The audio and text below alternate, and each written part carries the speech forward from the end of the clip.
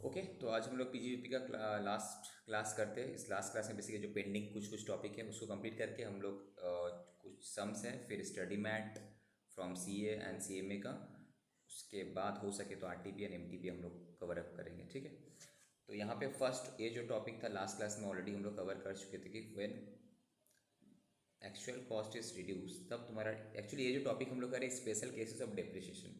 Normal depreciation किस तरह से कैलकुलेट होगा सेक्शन 32 का अंदर में, वहाँ पे हम लोग देखें कि हम लोग क्या करते हैं वहाँ पे put to use, that is use कितना दिन किया। अगर कुछ न्यू एसेट परचेस किया तो उसका हम लोग देखते थे कि उसका पुट टू यूज़ कितना दिन है। अगर उसका 180 दिन से कम है तो हाफ रेट होगा, 180 से ज़्यादा होगा तो तुम्हारा फुल रेट होगा। इस तरह से था, राइट। वहाँ पे कट ऑफ डेट था कितना, 3 अक्टूबर कट ऑफ डेट था हम लोगों का। इन case of new plant and machineries जो कि manufacturing company, power sector, printing industry के लिए एडिशनल डेप्रिसिएशन में मिल रहा था। अगेन हम लोग ब्लॉक कंसेप्ट, यहाँ पे जो डेप्रिसिएशन कैलकुलेट होता है इन केस, ठीक है, वो कौन सा मेथड में कैलकुलेट होता है, ब्लॉक कंसेप्ट मेथड में कैलकुलेट होता है, राइट। तो वो सब तो सिनेरियो हम लोग कवर किए थे। अब यहाँ पे कुछ स्पेशल केसेस है। सपोज जो भी हम एसेट परचेस किए उसमें क्या हुआ, इनपुट टैक्स से क्रेडिट मिल जाएगा। तो सपोज जो जीएसटी का जो बिलिंग होता है, एसेट परचेस किया उसमें जीएसटी भी तुमसे सामने वाला चार्ज किया, क्या जीएसटी आएगा? नो, जीएसटी को छोड़कर अगर ऐड किया होगा तो माइनस कर देना।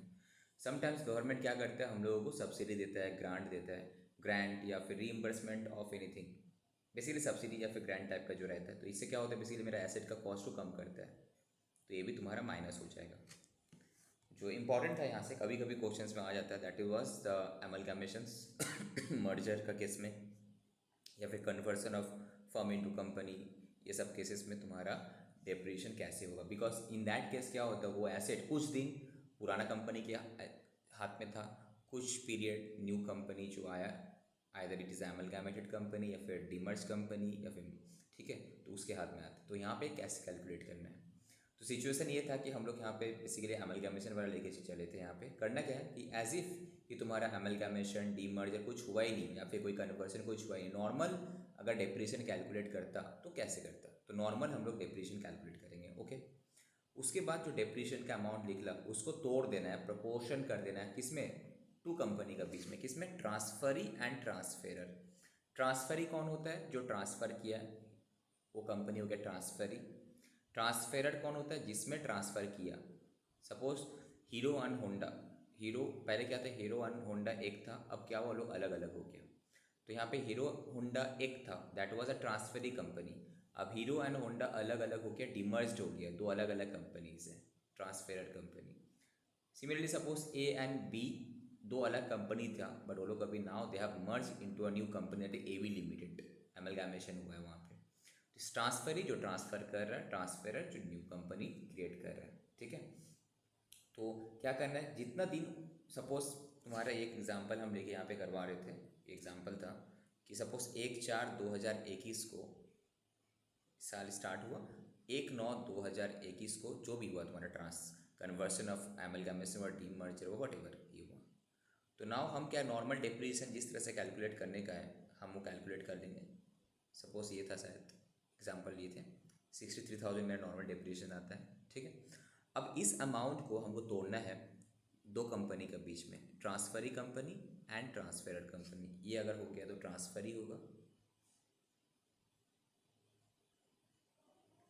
और ये हो गया तुम्हारा ट्रांसफेरर,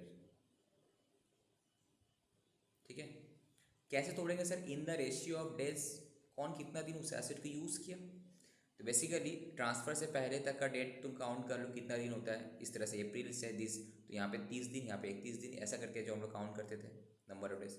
उसके बाद जब कन्वर्शन हुआ या फिर जब सेल हुआ उसके बाद से ईयर एंड तक देख लो कितना दिन हुआ।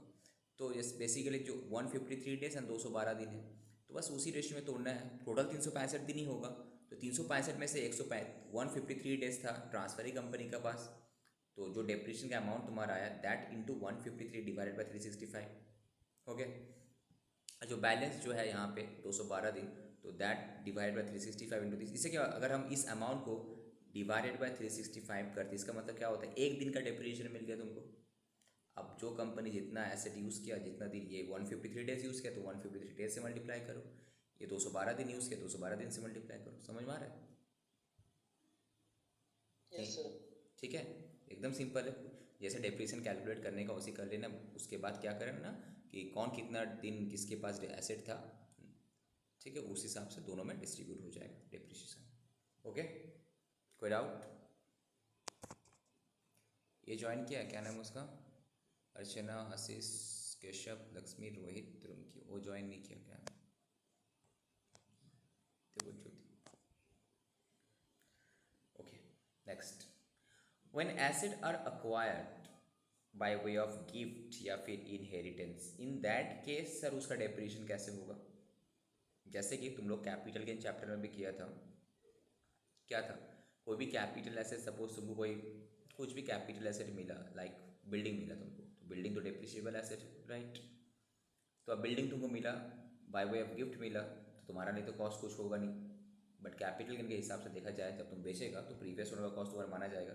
तो यहाँ पे भी क्या होगा, जो ओरिजिनल कॉस्ट था तो वही माना जाएगा, प्लस जो डेप्रिसिएशन जितना मिल चुका है उसके हाथ, पुराना वाला एसएससी का हाथ, वो माइनस कर दो, तो बाकी यहाँ से फिर काउंट होगा, राइट? वही है, यहाँ पे भी सेम है। क्या बोल रहा है, इनके in such cases the actual cost to the assessee क्या माना जाएगा? तुम्हारा लिए एक्चुअल कॉस्ट क्या माना जाएगा? जो ओरिजिनल कॉस्ट था वो माइनस जो इससे पहले जो एसेट इसके पास था, जो यूज़ कर रहा था, उसके पास जितना डेप्रिसिएशन लगा माइनस कर दो, लेस डेप्रिसिएशन अलाउबल, ठीक है? तो that is written down value ना, ये क्या is, that means what, written down value ना। जिस दिन तुमको एसेट को ट्रांसफ़र किया, कैसे मिला? बाय वे, अगर तुम परचेस करता तब तो परचेस प्राइस ही तुम्हारा कॉस्ट होता, तो अकॉर्डिंगली तुम्हारा डेप्रिसिएशन मिलता है, राइट? बट तुमको गिफ्ट में मिला भाई, तब क्या होगा, कॉस्ट तो नहीं ले, तो तुम्हारे लिए कॉस्ट क्या माना जाएगा? For the purpose of depreciation, अगर इसी एसेट को बिजनेस में यूज़ कर रहे हो, ठीक है, इन दैट केस जो ओरिजिनल कॉस्ट था उससे डेप्रिसिएशन जितना मिल चुका है सामने इससे पहले ओनर, ठीक है, अलाउबल है ऑन दैट एसेट, माइनस कर दो, तो वो तुम्हारा के लिए कॉस्ट बन जाएगा। उसके बाद तुम नॉर्मली से डेप्रिसिएशन कैलकुलेट करने का कैलकुलेट करो। तो यहाँ पे सबसे एग्जांपल है, मिस्टर एक्स परचेस किया एक मोटर कार 3 लाख रुपये में, कब? 1/7/2019 को। ये सब डेट वगैरह एग्जाम में चेंज हो जाएगा, उससे मतलब नहीं, हम लोग कंसेप्ट में फोकस करना है basically. Okay, and the same was gifted to mister Y, कब? 1/11/2021 को। Now compute the depreciation allowable to Mr. Y for assessment year 22-23, that is previous year 2021-22, ठीक है? तुम्हारा केस में प्रीवियस ईयर 22-23 हो जाएगा, तो डेट तो इस केस में सपोज क्या हो जाएगा, 2020 हो जाएगा, यहाँ पे 2022 हो जाएगा, ये हो जाएगा तुम्हारा 23-24, और ये हो जाएगा 22-23, ठीक है? तो क्या करना है सिंपली कि हमको गिफ्ट कब मिला, सामने वाला को मिस्टर वाई को गिफ्ट कब मिला, 1/11/2022 को। तो 1/11/2022 को तुम अपना बुक वैल्यू निकालो। So book value of gifted amount for mister Y क्या होगा, कैलकुलेट करने पड़ेगा। कैसे? जो ओरिजिनल कॉस्ट था कितना, 1/7/2020 को, ये 20 होगा, 20 को ओरिजिनल कॉस्ट कितना था, 3 लाख। अब तुमको गिफ्ट कब मिला, गिफ्ट मिला है 1/11/2022 में, तो उससे पहले डेप्रिसिएशन हटाओ। अब सपोज इससे पहले जो सामने वाला डेप्रिसिएशन कितना होगा, 1/7/2000 को अगर कोई 1 जुलाई को अगर कोई परचेस किया है, दैट इज कौन से ईयर में फॉल किया है बोलो तो,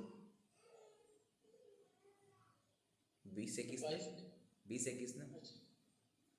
तो 2021 प्रीवियस ईयर में ये एसेट कितना दिन यूज़ हुआ है, 180 दिन से ज़्यादा ना 180 दिन से कम, ज़्यादा ही है। 3 अक्टूबर से पहले का डेट है ना, तो ज़्यादा ही है। तो ओके, मतलब फुल रेट जो तुम्हारा सपोज 15% फुल रेट है, तो 15% करके मिल गया तुमको 3 लाख का 15%, दैट इज़ 45,000। तो अब 1/4/2021 को ये तुम्हारा रिटर्न डाउन वैल्यू है, राइट? अब फिर तुम कौन से ईयर में आ गए, 21-22 में आ गए तुम। ओके, अब देखो 21-22 में डेप्रिसिएशन तो लगेगा। तुम गिफ्ट कब किया, 21-22 नहीं, 22-23 में हम गिफ्ट किए। हम मिस्टर वाई को गिफ्ट 22-23 से मिला, 22-23 में, तो 21-22 में क्या होगा, फुल ईयर था ऐसे, तो पूरा 15% डेप्रिसिएशन मिलेगा यहाँ पे, ठीक है? तो फाइनली 1/4/2022 को तुम्हारा रिटर्न डाउन वैल्यू हुआ 2,16,750, यही है ना। सो यही, this will be the cost for mister Y. तो मिस्टर वाई के लिए कॉस्ट क्या माना जाएगा, यही माना जाएगा ना। मतलब जिस साल, दैट मीन्स एक चीज़ याद रखना, अकाउंट्स होता है यहाँ पे डिप्रेशन नहीं होता। तुम अगर बोलोगे सर 1/11/2022 में मिस्टर वाई को मिला, तो ये दो, दैट इज़ ये कौन से ईयर है, 22-23 में आप बोलोगे अप्रैल से लेकर क्या बोलते हैं उसको, अक्टूबर ना, अक्टूबर तक तो सर ये एसेट कोई और था, तो अब इसका डिप्रेशन माइनस होगा, नो। इस ये कंसेप्ट अकाउंट्स में वो चलता है, इनकम टैक्स में नहीं चलता। इनकम टैक्स में जिस साल बिकता है उस साल तुम्हारा डिप्रिसिएशन नहीं होता है। हमेशा डिप्रिसिएशन किसके ऊपर होता है, ओपनिंग डब्ल्यूडीबी के ऊपर, ओपनिंग डब्ल्यूडीबी के ऊपर, राइट। तुमको फॉर्मेट याद होगा, ओपनिंग डब्ल्यूडीबी, एड एडिशंस, हम गलत बोल रहे हैं, मतलब हम फंडा कुछ और है, देखो ये हुआ, आप माइनस करते हैं सेल, तो यहाँ पे closing WDB before depreciation calculate करते हैं, ठीक है, तो इस अमाउंट के ऊपर होता है। तो दैट मीन्स ये जो क्लोजिंग डब्ल्यूडीबी है, opening plus addition minus sale, तो सेल तो हम कर दिए, तो जब अगर कोई एसेट सेल कर देते हैं तो डायरेक्ट मेरा माइनस हो गया। दैट मीन्स हम जो डेप्रिसिएशन कैलकुलेट कर रहे हैं किसके ऊपर, सेल को हटाकर। दैट इज अगर ड्यूरिंग द ईयर तुम अगर कोई एसेट को बेच रही हो, उसका तुमको डेप्रिसिएशन नहीं मिल रहा, वो तो सामने वालों को मिलेगा ना जो परचेस कर रहा है, राइट, ठीक है। तो यहाँ ऐसे भी यहाँ पे क्या हम लोग बुक वैल्यू कंसेप्ट चलते हैं, तो अल्टीमेटली मेरे लिए वैल्यू रिलेवेंट रहता है, तो इसलिए वो सेल वगैरह तुमको देखना ही नहीं है। सेल हुआ तो तुम्हारा ऑटोमेटिक वैल्यू कम हो जाएगा, हमको तो क्लोजिंग वैल्यू बिफोर डेप्रिसिएशन जो होता है उसके ऊपर डेप्रिसिएशन लगाने पड़ता है। तो ये रहा तुम्हारा 1/4/2022 को 2,16,750। अब this will be the cost for mister Y. अब मिस्टर वाई के लिए 2,16,750। अब डेप्रिसिएशन मिलेगा, अब हाफ रेट ना, बिकॉज इसको एक कब मिला, आफ्टर 3 अक्टूबर, 3 अक्टूबर के बाद है ना ये, दैट इज इसका ये क्या, लेस देन 180 डेज, राइट। तो हाफ रेट हो जाएगा ना 7.5%। कोई डाउट, किसी को कोई डाउट है, आगे बढ़ सकते हैं। इसमें सिंपली बोल रहा है यार, जब तुमको गिफ्ट मिला तो उसका कॉस्ट निकालो, कैसे निकालेंगे, प्रीवियस ओनर जो भी तुमको गिफ्ट दिया है उसका ओरिजिनल कॉस्ट से डेप्रिसिएशन माइनस करो। कब तक का डेप्रिसिएशन, इस साल का, जिस साल हमको गिफ्ट मिला उसका, ऑब्वियसली लास्ट साल तक का ही, इस बिकॉज इस साल तो गिफ्ट मिला ना, इस साल तो हम अपना डेप्रिसिएशन कैलकुलेट करेंगे, कंप्यूट करेंगे, वो भी हाफ रेट में तुमको मिलेगा। अगर डिपेंड करता है, अगर 3 अक्टूबर के बाद मिला तो, उससे पहले मिला तो फुल रेट पे मिलेगा, ठीक है, क्लियर, विदाउट अमलगामेशन समझ में आया। उस केस में डेप्रिसिएशन कैसे होगा, गिफ्ट वाला प्रॉपर्टी में डेप्रिसिएशन कैसे होगा, कभी कभी एक एडजस्टमेंट दे देता है छोटा मोटा। Now when building acquired for personal purpose, तुम अपना पर्सनली पर्पस के लिए एक बिल्डिंग परचेस किया था, राइट। अब तुम उस बिल्डिंग को अपना बिजनेस भी तुम करते हैं, at the same time business में तुम इंट्रोड्यूस कर रहे हो। मतलब सपोज तुम अपने स्टाफ को रहने के लिए कर रहा है, या फिर एक छोटा सा ऑफिस वहाँ पे खोल लिया, गोडाउन कर लिया उसको, वटेवर। तो इस केस में क्या होगा, इस केस में तुम सामने वाला, दैट इज तुम बिजनेस का, बिजनेस में डेप्रिसिएशन क्लेम कैसे करोगे, तो बिजनेस के लिए सेम फंडा। तो बिजनेस के लिए what will be the actual cost to the SSC, यहाँ पे एसएससी मतलब कौन है, बिजनेस। तो क्या होगा, original actual cost less depreciation allowable on the asset as if it was being used for business purpose since beginning. तो तुम्हारा क्या होगा, ओरिजिनल कॉस्ट, तुमको पता ही रहेगा क्वेश्चन में। अब जिस दिन तुमको बिजनेस में, इस जब हमको बिजनेस में नहीं यूज़ किया तब तक हमको डेप्रिसिएशन तो मिलता नहीं। पर्सनल पर्पस के लिए तुम्हारा कोई एसेट यूज़ करेगा तो उसका डेप्रिसिएशन कहाँ क्लेम करेगा, you have claim nowhere, तुम कहीं क्लेम नहीं किया होगा। अब तुम बिजनेस में जब लाया तो उसका कॉस्ट क्या एकदम ओरिजिनल कॉस्ट माना जाएगा, नो। उसका कॉस्ट क्या माना जाएगा, ओरिजिनल कॉस्ट माइनस डेप्रिसिएशन कितना, अगर कितना मिलता, अगर हम कंटिन्यूसली बिजनेस यूज़ करते उसको हटा दो, ठीक है। हटा देने के बाद जो तुम्हारा नॉर्मली रहेगा वही होगा, ठीक है। फॉर एग्जाम्पल सपोज तुम्हारा ओरिजिनल कॉस्ट था, यहाँ पे एग्जाम्पल लेके करते हैं, ओरिजिनल कॉस्ट था 1,00,000, ठीक है। अब आफ्टर 2 साल बाद तुमको मिला तो 2 साल का डेप्रिसिएशन माइनस कर देना, जो भी रेट है, बिल्डिंग है सपोज 10% करके लग जाएगा मेरा, अगर रेसिडेंशियल है और फैक्ट्री वाला पर्पस है तो सपोज फैक्ट्री पर्पस यूज़ कर 10%, रेसिडेंशियल तुम्हारा 5%, तो जिस हिसाब से माइनस करके जो बैलेंसेस आएगा वही मेरा कॉस्ट माना जाएगा बिजनेस में, फिर उस हिसाब से फिर डेप्रिसिएशन लगेगा, राइट। कोई डाउट इसमें,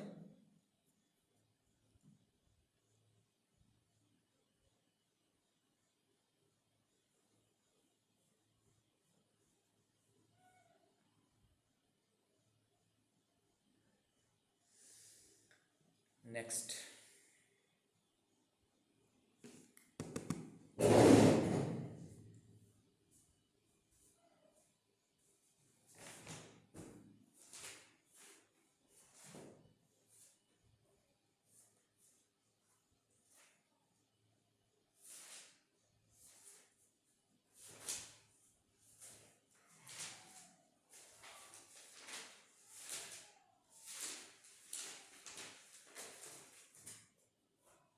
अरे यार वो नोट्स तो कहाँ से?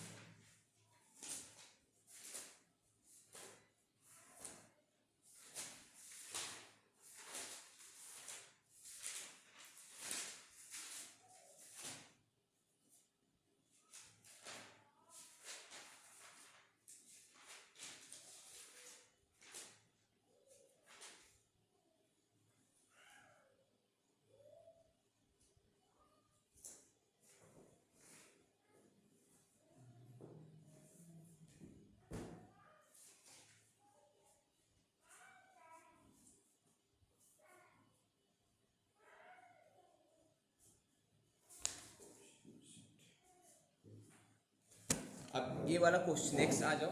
अब देखो यहाँ पे एक, यहाँ पे जो वर्ड दिया था बिल्डिंग का बोला था, दैट इज बिल्डिंग छोड़े कुछ और एसेट होगा तो उस केस में क्या होगा?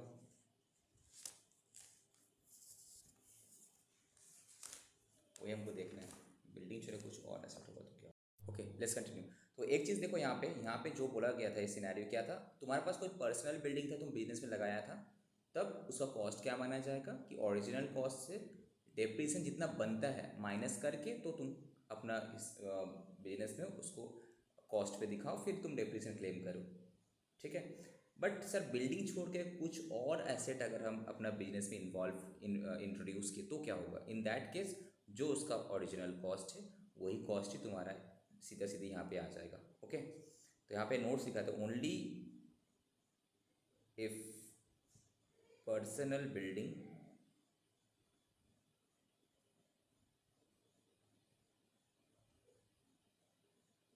is introduced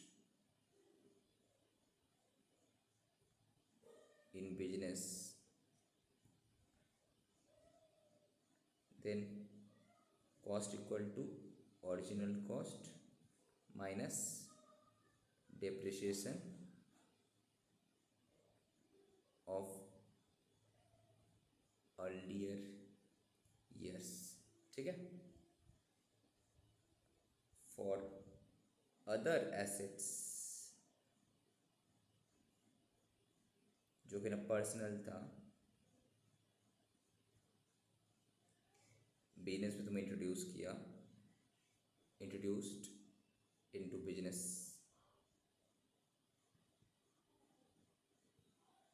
उस केस में cost equals to original cost for claiming depreciation, ठीक है, फाइन। तो इस केस में क्या होगा, तुम्हारा क्वेश्चन में था मोटर कार है, तो वहाँ पे क्या होगा, कंप्यूटर डेप्रिसिएशन 5 लाख ऊपर ही डायरेक्ट डेप्रिसिएशन मिलेगा, राइट, सिंपल। ये नोटिस यहीं पे दिखा दी। चलो, ये तो पावर सेक्टर वाला यू कैन जैसे एक बार देख लेना, इम्पोर्टेंट है नहीं, ये गुडविल प्रोफेशन इम्पोर्टेंट नहीं, डायरेक्ट हम आ जाते इसमें। मेरे पर अकाउंटिंग इसका भी रिलेवेंट नहीं है। ये क्या था, एक मिनट यार, तो प्रिंट सही से आया नहीं।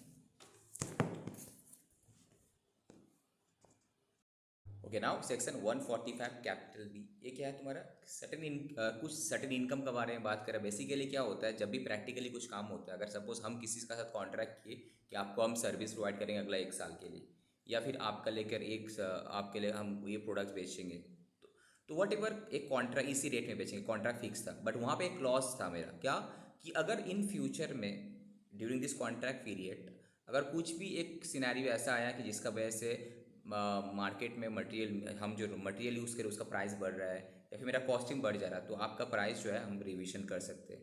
तो एस्केलेशन मतलब प्राइस को हम कम बेसी आइदर डाउन साइड या फिर अप साइड मेरा वैल्यू जा सकता है, ठीक है। तो यहाँ इन दैट केस क्या बोल रहा है, to be recognize as income when reasonable certainty of realization is achieved.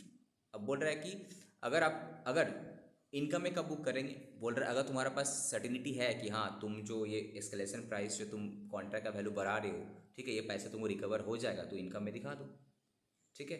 Export incentive मिला गवर्नमेंट का तरफ से, तुमको एक्सपोर्ट इंसेंटिव मिला, तुम एक्सपोर्ट किया कंट्री से बाहर माल बेचा, तो गवर्नमेंट तुमको एक्सपोर्ट इंसेंटिव देगा बोला। अब क्वेश्चन इज दैट हम इनकम में कब लेंगे, अगर तुम्हारे पास श्योरिटी है कि हाँ इनकम मिल जाएगा, रियलाइजेशन पॉसिबल है, तो इनकम में दिखा दो।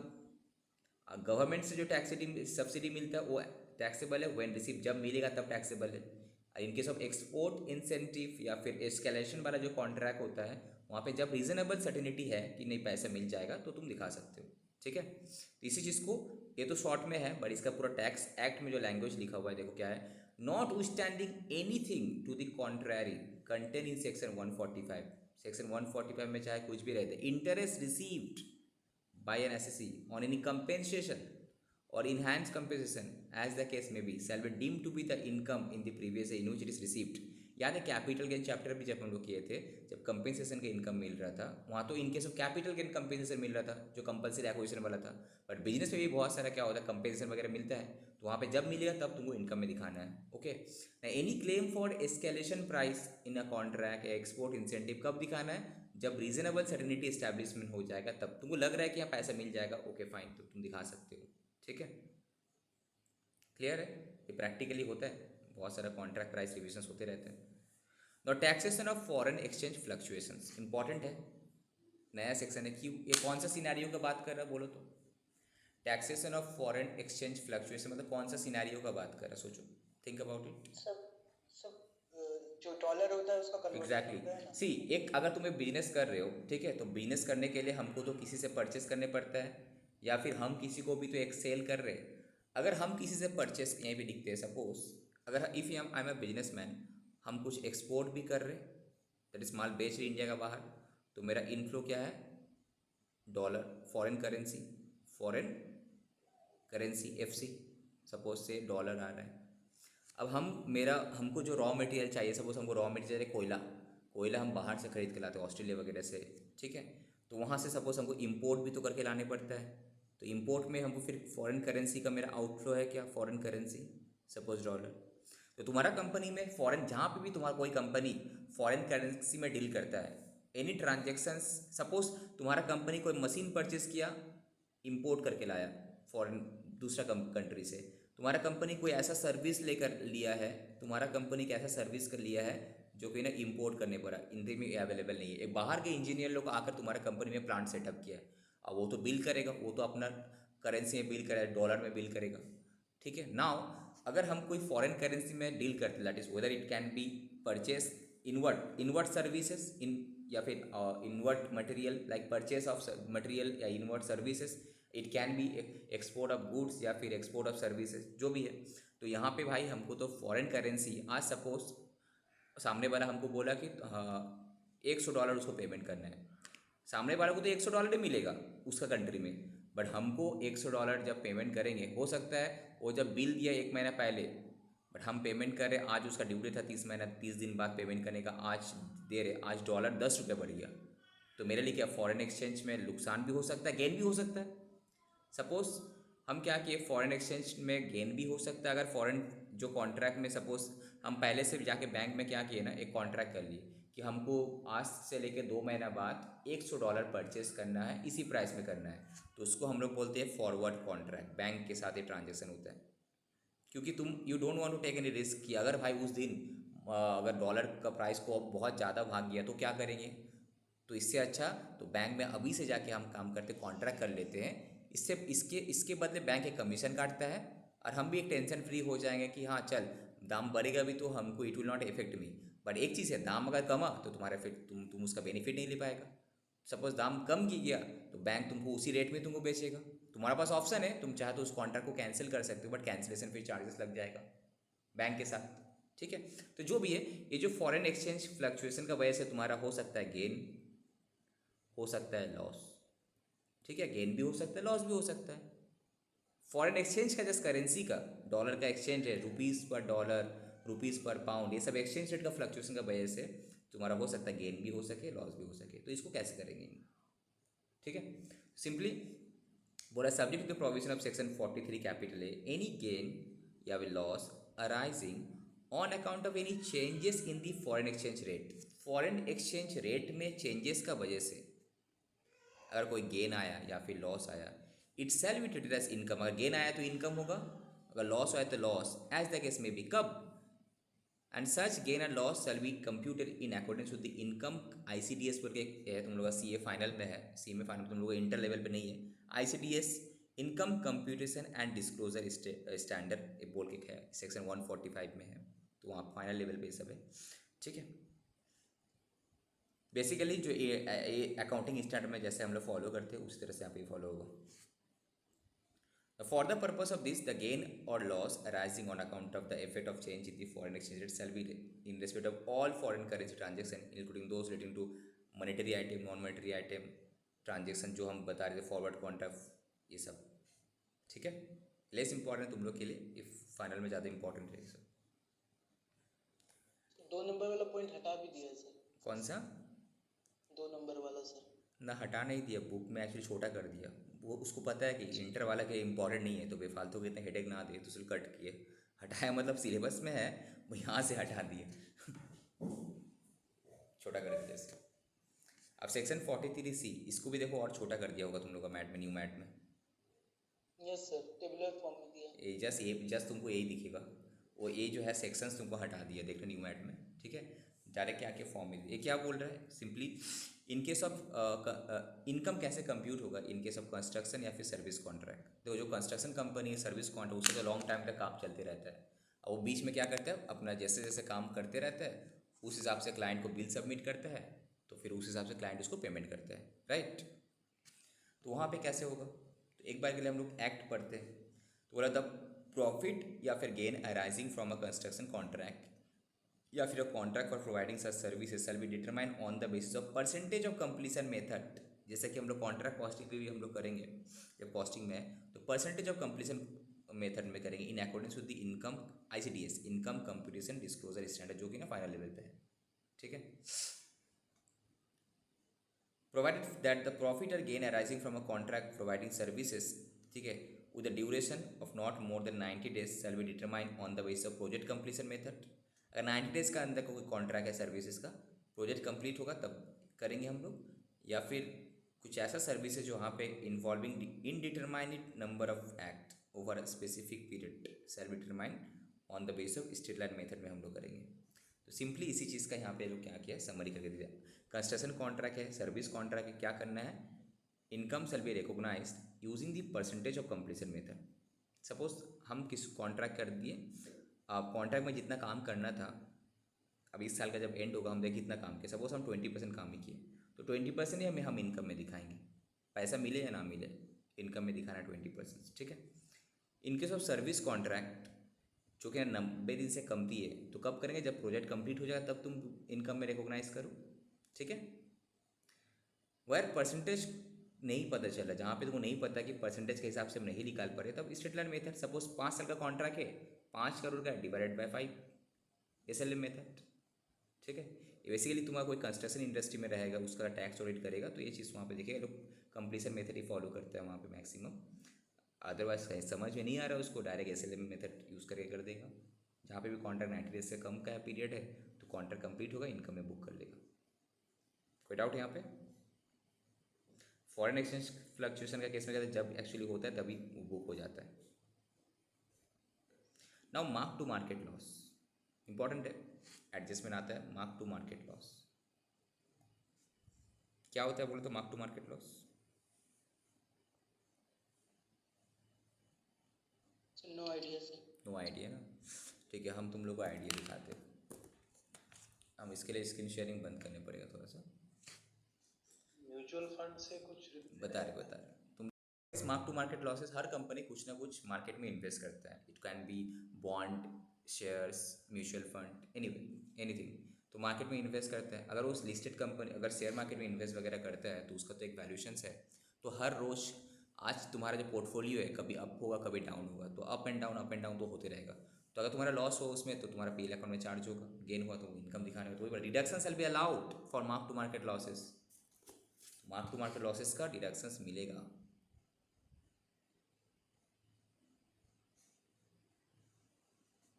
ठीक है, चलो अब मेन इसमें आया था, ये सब तो एक डेप्रिसिएशन वगैरह ये सब तो हम करा दिए थे ना, क्वेश्चन नंबर 37 38 हो गया था ना ये था। सर इस ये लोग बोले थे देख लेने को। ये सब देख लेना तुम लोग, डेप्रिसिएशन के ऊपर, ये भी डेप्रिसिएशन ये सेक्शन 35D के ऊपर है। ठीक है, जहाँ फोकस करने का मेन वहीं पे करेंगे। ये तुम्हारा ये एक बार करा देते हैं, ये पीजीपी का लेंदी सम से। बेसिकली ट्रेडिंग पीएल अकाउंट दिया हुआ है, अब नेट प्रॉफिट भी दिया हुआ है, तो इसका ऊपर टैक्स देते हैं हम लोग? नो, हम लोग क्या करते हैं, टैक्सेबल प्रॉफिट कैलकुलेट करते हैं for the purpose of PGBP या टैक्स लायबिलिटी कैलकुलेशंस। तो यहाँ पे देखो क्या बोला, it was found that some stocks were omitted to be included in both opening and closing stock. ये जो ओपनिंग स्टॉक है या फिर ये जो क्लोजिंग स्टॉक है, यहाँ पे कुछ स्टॉक को ऐड करने हम लोग भूल गए, तो क्या होगा, इससे मेरा प्रॉफिट इम्पैक्ट होगा। तो the values of which where opening stock 9000, तो यहाँ पे 9000 और ऐड करना है बेसिकली क्लोजिंग स्टॉक में, और प्लस करना है कितना, 18000। तो नेट में तुम्हारा क्या होना होगा, प्रॉफिट इंक्रीज करेगा ना प्रॉफिट डिक्रीज करेगा, बोलो तो नेट इम्पैक्ट क्या आएगा? प्रॉफिट इंक्रीज करना चाहिए। करेक्ट, बिकॉज यहाँ पे क्लोजिंग स्टॉक इंक्रीज किया, ओपनिंग स्टॉक भी इंक्रीज किया, but closing stock increase is more than opening stock increase. तो क्लोजिंग स्टॉक तो इनकम साइड में, तो कितना 9000 रुपीज़ मेरा प्रॉफिट में और ऐड होगा तब बेसिकली। ठीक है, ओके। तो नेट में तुम कर सकते हैं क्या, नेट में 9000 ऐड कर सकते हैं, या फिर तुम क्या कर सकते हो, दो बार दिखा, एक्चुअली दो बार ही दिखाना चाहिए। एज पर सजेस्टेड आंसर क्या बोलता है, ओपनिंग स्टॉक बढ़ना मतलब तुम्हारा प्रॉफिट कमेगा, तो ओपनिंग इसका वजह से प्रॉफिट कमेगा। क्या बोल लिखना कि under valuation of opening stock था तो हम माइनस करेगा हमारा, क्लोजिंग स्टॉक भी अंडर वैल्यूएशन था तो प्लस करेगा, इनकम बढ़ेगा तुम्हारा। तो नेट में 9000 तो अलग, ये माइनस होगा ये प्लस होगा, राइट। ठीक है, next, salary includes ₹10,000 paid to his brother, जो कि ना अनरिजनेबल है। तो कौन सा सेक्शन में मना इसको डिसअलाउ कर देगा, एक्स्ट्रा वाला? 2000 लग रहा है कि अनरिजनेबल है, एक्स्ट्रा पेमेंट, एक्सेस पेमेंट हुआ, कौन सा सेक्शन, सेक्शन 40 कैपिटल है सबसेक्शन 2, याद आ रहा है, एक्सेस पेमेंट टू रिलेटिव। तो 2000 तुम्हारा डिसअलाउ हो जाएगा, डिसअलाउ हो जाएगा, right.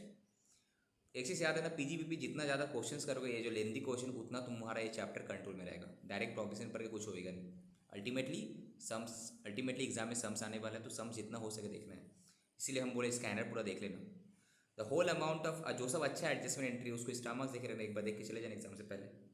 The whole amount of printing and stationery was paid in cash, तो क्या होगा, प्रिंटिंग स्टेशनरी खर्चा कितना है, 23,200। तो पूरा डिसअलाउ हो जाएगा ना, सेक्शन 40 कैपिटल है सबसेक्शन 3। अब बोला the depreciation provided in the PL account was 1,05,000, ये जो है 1,05,000। It was based on the following information, क्या इन्फॉर्मेशन था, written down value of the plant and machinery 4,20,000, new plant falling under the same block जिसका depreciation है 15%, was bought on July 1। तो जुलाई 1 मतलब कितना होगा, 22 कर देते, तो मोर देन 180 डेज कि less than 180 days, more than है, ठीक है, फॉर 70,000। उसके बाद 2 old plants were sold on October 1, अक्टूबर 1 को कुछ हम प्लांट बेचे भी है फॉर रुपीज़ कितना, 50,000 का। ये देने का पर्पस क्या है बोलो तो,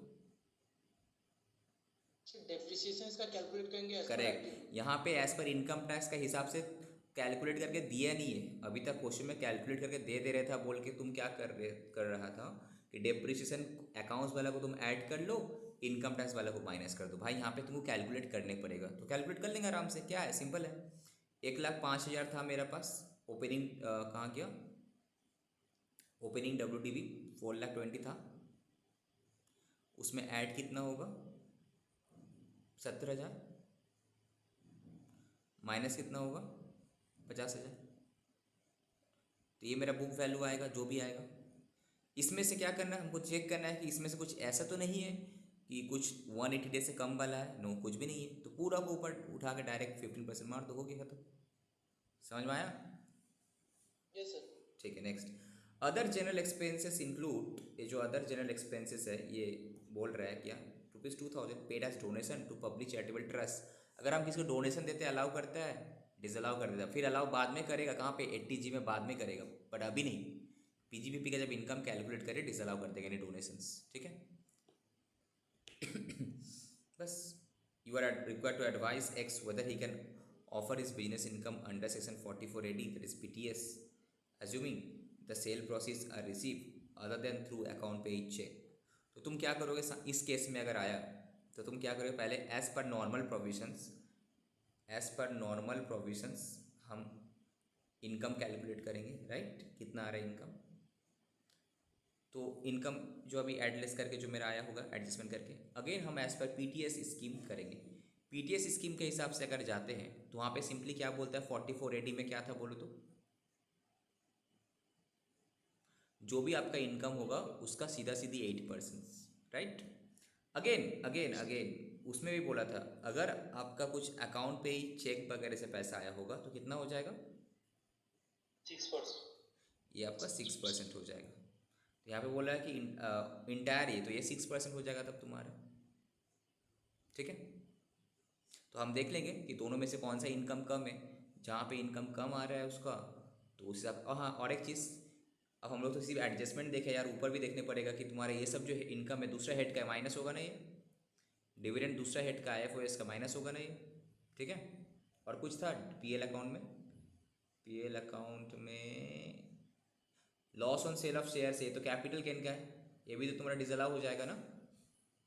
यस सर। बस ये अच्छा क्वेश्चन है, देख लेना।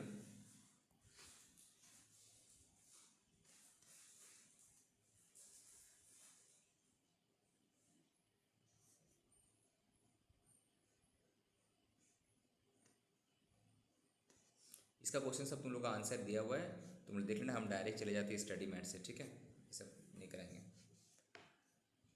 अब डायरेक्टली तुम लोग का CA का स्टडी मैट भेजा है कि ग्रुप में नहीं भेजा है?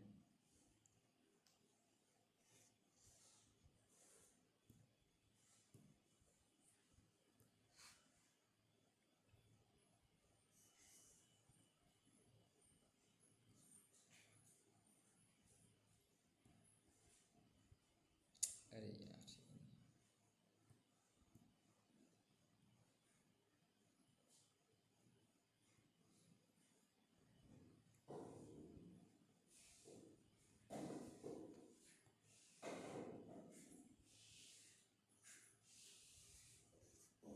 अंदर अंदर क्वेश्चन सब तुम लोग देख लिया होगा, आई होप सो। हम डायरेक्ट चले जा रहे हैं इसमें। कितना पेज नंबर है बताओ?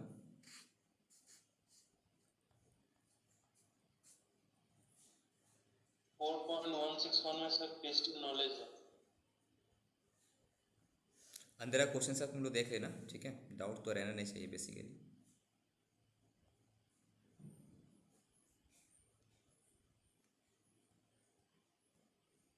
कितना 4 सर 161 4.161। ये तो 4.328 4.328 दिखा रहा था मेरा यहाँ पे। मतलब आपका मैथ से काइंड है ना, हम लोग का पिछले साल हाँ क्वार्टर किया हुआ है। ठीक है फाइन, यहाँ से कर लेते हैं, ठीक है। ये रहा क्वेश्चन, कितना क्वेश्चन है, क्वेश्चन नंबर 1 से 4.317 में हमें, ठीक है। सो यहाँ से लेके, अच्छा है। सो एक एक करके हमको देखते हैं, ज़्यादा नहीं है, अब आएगा मज़ा, ठीक है। पहले टॉपिक देख लेते हैं, कौन कौन से टॉपिक से क्वेश्चन यहाँ पे है बेसिकली। ये तुम्हारा डायरेक्टली पूरा डेप्रिसिएशन से रिलेटेड है पूरा फुल। तो आप करना क्या, तुमको पता है ना, अपना स्टडी मैट में मार्किंग करना है कि डेप्रिसिएशन जब तुम करोगे स्टडी मैट का हिस्सा भी साथ ही साथ कर लेना। 2 मैट तुम्हारा पास होगा, एक इंस्टीट्यूट का मैट, एक सोने से का मैट, तो 2 मैट बगल बगल रहना चाहिए, रेफरेंस कर लेना। फिर यहाँ पे ये भी तुम्हारा डेप्रिसिएशन के ऊपर है, ठीक है। ये तो CS, ये क्या दिया है, अच्छा ये पूरा मिक्सड अप है, अलाउ होगा कि डिसअलाउ होगा, छोटा छोटा सा प्रोविजंस, ये भी सेम इस टाइप का क्वेश्चन आता है। बोल दिया डायरेक्टली, बताओ अलाउबिलिटी बताओ, अगर नहीं अलाउ होगा तो इसके रीज़न के साथ बताओ, ठीक है। लिखने का स्टाइल पे फोकस करना, प्रेजेंटेशन स्किल, अगर सही नहीं रहेगा तो मार्क्स काट देगा, ठीक है। अलाउड डिसअलाउ, एक कंप्लीट सम्स है जो ऑलरेडी हम लोग साथ मैथ में, एक तो अभी थोड़ा देर पहले ये तो मैथ में किए रहे ना। यहाँ पे मैथ यस मार्क कर सर। लेना, वी एस का जो क्वेश्चन नंबर बोल के मार्क कर लेना, ठीक है।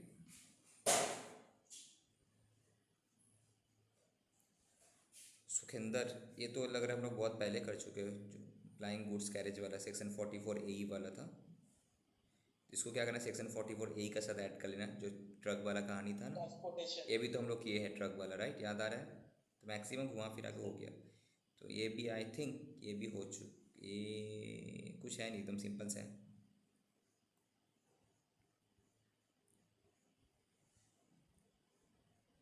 ये कौन सा है? अच्छा, ये तुम लोग अभी नहीं कराया ना हम, कॉफ़ी वाला। यस, कॉफ़ी वाला करवाना पड़ेगा।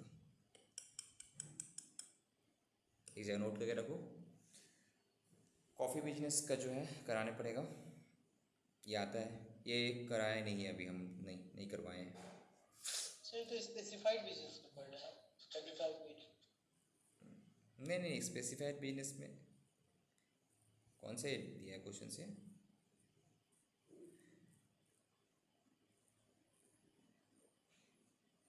देखें,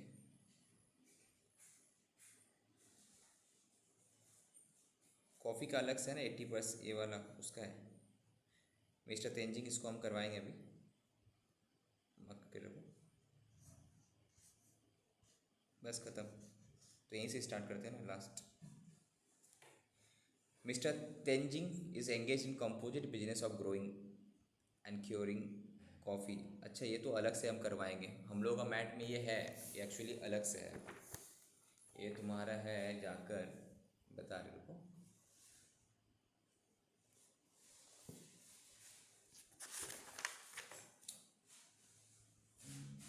कौन सा मैट में था, रुको।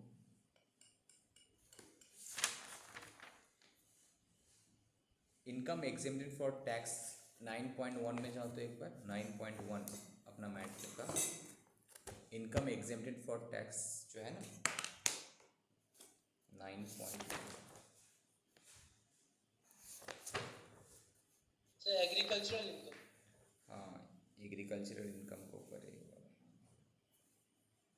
ये वाला चीज़ एग्रीकल्चरल इनकम जब कराएंगे तो हम करवाएंगे। तो अभी एक काम करो, ये क्वेश्चंस को हम जब एग्रीकल्चरल इनकम तुम लोगों को करवाएंगे ना, तो हमको याद दिलाना, तुम मार्क करके रख लो, हम भी यहाँ पे मार्क करके रख लेते हैं, ठीक है। स्टडी इंस्टीट्यूट का स्टडी मैट बोलकर।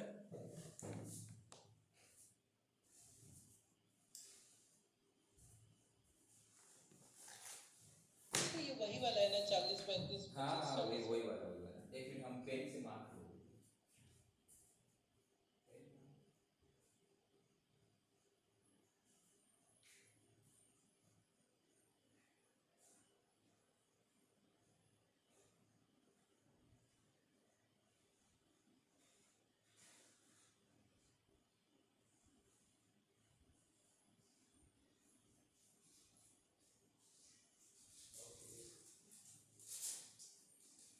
मार्किंग कर लेना, जिसका हम याद दिलाना, जो टी कॉफ़ी वाला जो कराएंगे ना एग्रीकल्चर ऑपरेशंस, तब साथ में कराएंगे।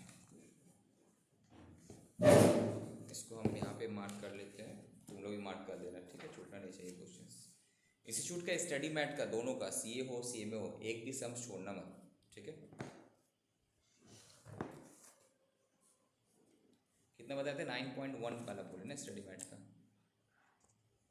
Okay, let's continue. तो सी इंटर का मैथ से हम लोग करते हैं। फर्स्ट क्वेश्चन नंबर 1, यहाँ पे क्या दिया है कि मैन्युफैक्चरिंग कंपनी है सबसे पहला चीज़। तो मैन्युफैक्चरिंग कंपनी देखते सर तुमको क्या याद आना चाहिए, बोलो, कुछ याद आ रहा है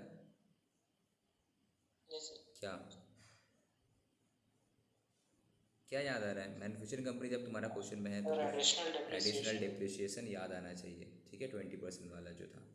ओके, नाउ तुम्हारा कंपनी बोल रहा है कि रिटन डाउन वैल्यू मेरा 31 मार्च 2022, एकदम लेटेस्ट क्वेश्चन है। तुम लोग एग्जाम में जो क्वेश्चन आएगा एसी डेट, यही सब डेट ही लिखा हुआ रहेगा, लेटेस्ट वाला डेट सब रहेगा, ठीक है। 31 मार्च 2022 का इतना है। Now depreciation including additional depreciation for पिछला साल का, that is previous year 21-22 last year का, इसमें जो माइनस किया हुआ है, ठीक है, कितना 4.75, ठीक है। न्यू मशीनरी परचेज किया गया इस साल में 1/9/2021। तो बताओ, ग्रेटर देन 180 डेज की less than 180 days? Greater than 180 days, ठीक है। ये वाला क्या होगा, लेस देन 180 डेज ना, ठीक है। ये तो मशीनरी था, ये भी मशीनरी था, ये 3 हो गया फाइन। नाउ कंप्यूटर परचेस किया गया है 3/1/2023 को, तो ये तो लेस देन 180 डेज है सर, 4 लाख का। यहाँ कितना सारा ब्लॉक हो गया, 2 ब्लॉक हो गया ना, मशीन एक अलग ब्लॉक हो गया, कंप्यूटर एक अलग ब्लॉक हो गया। कंप्यूटर का तो 40% था, right. Now all the assets were purchase by account पे चेक। अच्छा बात है, अगर कोई भी एसेट अकाउंट पे चेक का छोड़कर सपोज कैश में परचेस होता 10,000 से ऊपर है तो क्या होता, को हमने ब्लॉक यूज ब्लॉक करते का वैल्यू में ऐड ही नहीं होता, ठीक है।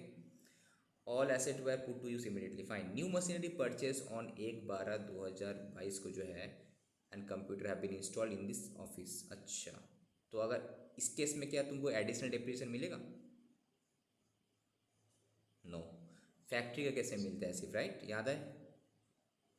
यस सर, फैक्ट्री में अगर प्लेस होता है तो फैक्ट्री प्लांट के अंदर अगर होता प्लांट के अंदर ही तो, ऑफिस में बोले नहीं, अगर बोलता ऑफिस फैक्ट्री के अंदर है तो ठीक था, बट ओनली ऑफिस बोला तो हम लोग नहीं मिलेगा, no additional depreciation, no additional depreciation इसमें।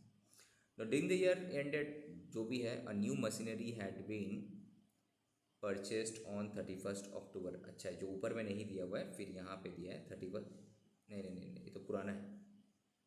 अच्छा, लास्ट ईयर का कहानी बता रही, लास्ट ईयर, ये लास्ट ईयर में बोल रहा है कि 31 अक्टूबर 2021 को एक मशीन परचेस किया गया था, कितना रह गया, 10 लाख रुपया से, ओके। नो एंड अब बताओ, एक दैट मीन्स वो जो लास्ट वाला मशीन है, लास्ट ईयर में तो 180 दिन से कम ही यूज़ हुआ होगा। अब उसमें जो तुम्हारा नॉन एडिशनल डिप्रिशिएशन है, क्या 20% मिला था कि 10% मिला होगा? 10%। 10% मिला था, 10%। तो बाकी 10% नेक्स्ट ईयर मिलेगा ना, तो इसीलिए तुमको दिया है।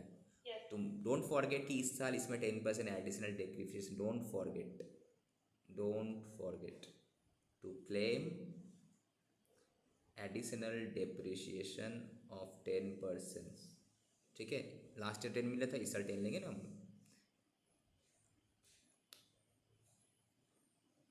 नेक्स्ट, डेप्रिसिएशन रेट बोल दिया मशीन का 15% है, कंप्यूटर का 40%। ना कंप्यूट द डेप्रिसिएशन अवेलेबल जो भी है तुम्हारा डिफरेंट ब्लॉक के लिए, लास्ट में assume that he does not opt for section 115 BAC, मतलब PTA प्रेजेंटिव स्कीम, सॉरी क्या बोलते हैं इसको, न्यू टैक्सेशन रेजिम में नहीं गया है।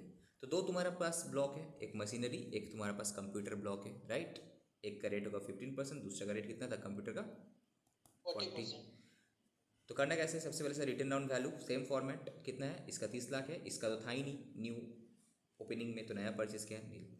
अब less depreciation including additional depreciation for previous year by, ये मिलेगा ना।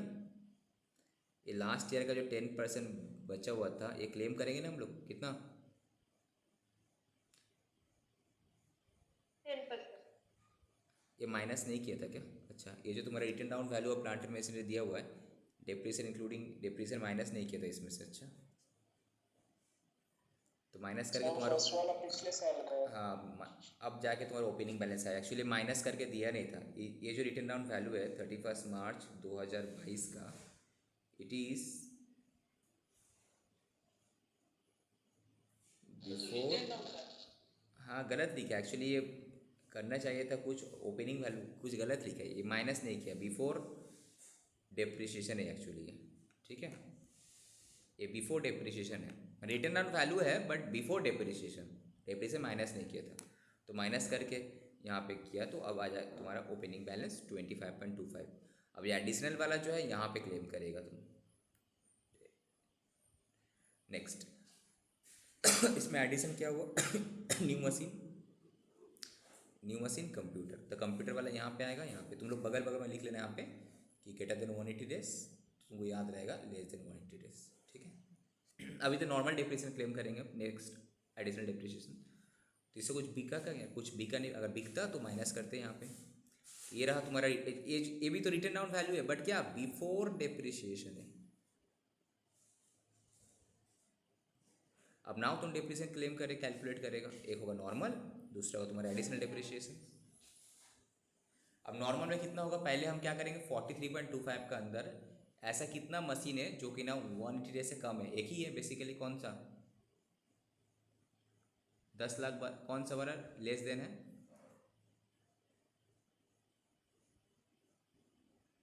8 लाख वाला ना,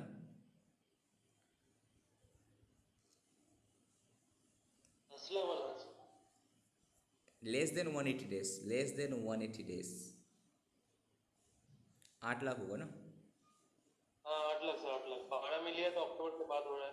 तो यहाँ पे क्या किया है लोग, 7.5% गलत करती है प्रिंटिंग क्या। बोले asset put to use for more than 180 days eligible for 100% depreciation. कैसे 180 डेज हो रहा है।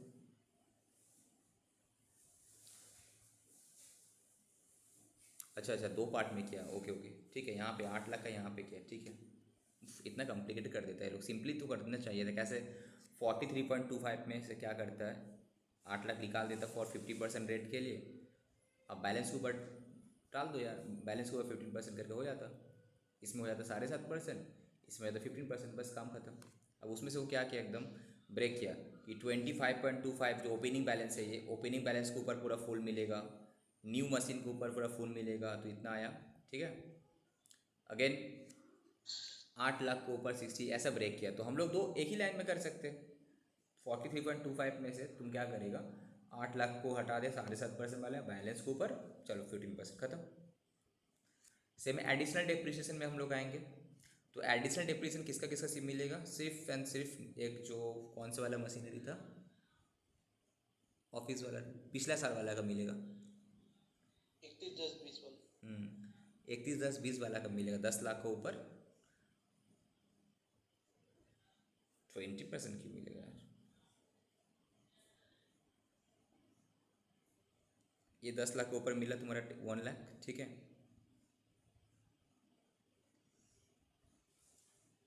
एक 9/2022 को कौन सा एसेट लिए थे हम लोग, अरे 1/12 को, ठीक है। तो यहाँ पे बोला 1/12 वाला जो मशीन है उसको हम लोग ऑफिस में लिए, बट 1/9/2022 वाला मशीन के बारे में कुछ बोला नहीं है।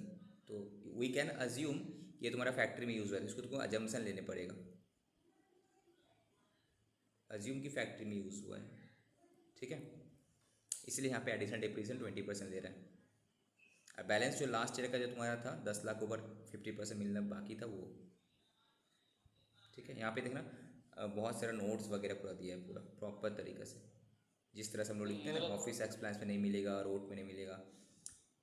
तो ये सब नोट्स अगर नहीं देगा तो मार्क्स काटेगा। तुम इतना लंबा चौड़ा मत लिखना, छोटा में लिखना, बट हो जाएगा। क्वेश्चन नंबर 2 क्या देख रहा है, mister Abhimanyu is engage in business of generation distribution electricity power. Power का करवाए थे हम, क्या नहीं करवाए थे, पावर में, ठीक है। तो पावर का भी तो तुम्हारा एडिशनल डेप्रिसिएशन मिलेगा। You opt to claim depreciation और written down value method for income tax purpose, okay. तो written down value as on 31 March इतना था, डेप्रिसिएशन इतना है। तो ये क्या बिफोर डेप्रिसिएशन है ना आफ्टर डेप्रिसिएशन है, ये बिफोर डेप्रिसिएशन है। न्यू मशीन परचेज किया, ठीक है फाइन, 12 अक्टूबर को। 12 अक्टूबर मतलब क्या हो गया, greater than 180 days. 180 days machinery imported from Colombo 12 April. This machine has been used only in Colombo earlier and the SSC is the first user in India. Okay fine. तो ये greater than less than 180 days। New computer install इन generation wing unit में, new computer install किया गया है generation of wing unit 15 जुलाई को। ये भी तुम्हारा लेस देन 180 डेज है। सिर्फ ये वाला जो एसेट है ग्रेटर देन है, हाफ रेट होगा। ये भी सिर्फ एकदम हो जाएगा तुम्हारा। इससे पहले क्या करना है तुमको, बेसिकली रिटर्न डाउन, कुछ सेल तो है नहीं, कुछ जो भी है तुम्हारे एडिशन है, तो तुम पहले वो निकाल लेना, ब्लॉक का वैल्यू निकाल लेना पहले ओपनिंग ऐड करके, ठीक है। तो अब नॉर्मल डेप्रिसिएशन लगेगा तुम्हारा। तो ये लोग क्या किया, machinery put to use more 51,50,000 कौन से निकाला वो, प्लस माइनस किया हुआ देखो तो, हाँ 50 lakh minus depreciation 7.5 lakh plus ये 10 लाख, नहीं सॉरी, प्लस ये तुम्हारा 9 लाख वाला होगा ना, ये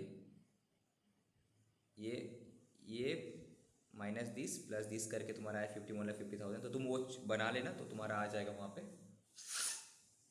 इसके ऊपर दिस और इसके ऊपर 7.5%, कंप्यूटर के ऊपर तो 40% लगेगा। फिर एडिशनल डेप्रिसिएशन, क्वेश्चन में साइलेंस है, तो यहाँ पे अगर अज्यूम कर लेते हो कि मेरा इसमें फैक्ट्री में लगेगा मशीनरी, तो एडिशनल डेप्रिसिएशन में मिल जाएगा।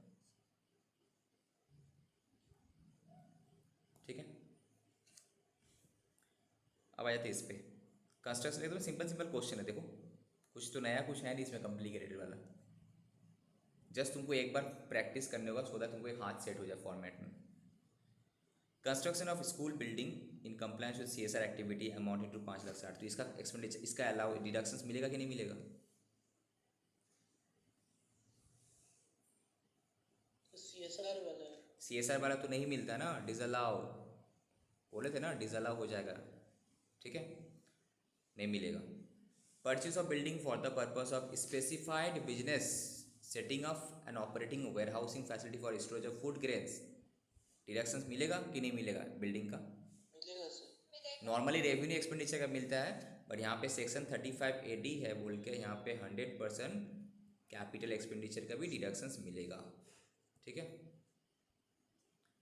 Interest on loan paid to mister X, एक रेसिडेंट है 50,000, ऑन विच ये इंटरेस्ट कितना दिए हम? 50,000 का, जिसमें TDS has not been deducted. बताओ किसी भी रेसिडेंट को तुम पेमेंट कर रहे कोई भी एक्सपेंडिचर, अगर TDS नहीं काटा तो अलाउ होगा ना डिसअलाउ हो जाएगा? डिसअलाउ होगा भी तो कितना परसेंट बोलो? 30% करके करेक्ट, डिसअलाउ कर देते। तो 50,000 का 30% तुम्हारा डिसअलाउ हो जाएगा। 40 ए छोटा आई ए था, याद आ रहा है? The sale for the previous year 21-22 was 202 lakh, mister X has not paid the tax if any on such interest. ठीक है, एंड कम्युनिटीज ट्रांजेक्शन टैक्स इसका तो मिलेगा, ये तो ओके। तो ये वाला बिल्डिंग वाला हो गया। तो पहले क्या डिसअलाउ नहीं होने का पीछे के एक लाइन में तो लिखने से होगा नहीं, पूरा रीज़न देके यहाँ पे लिखा है। ठीक है, ये सब पढ़ लेना, लिखने का style basically.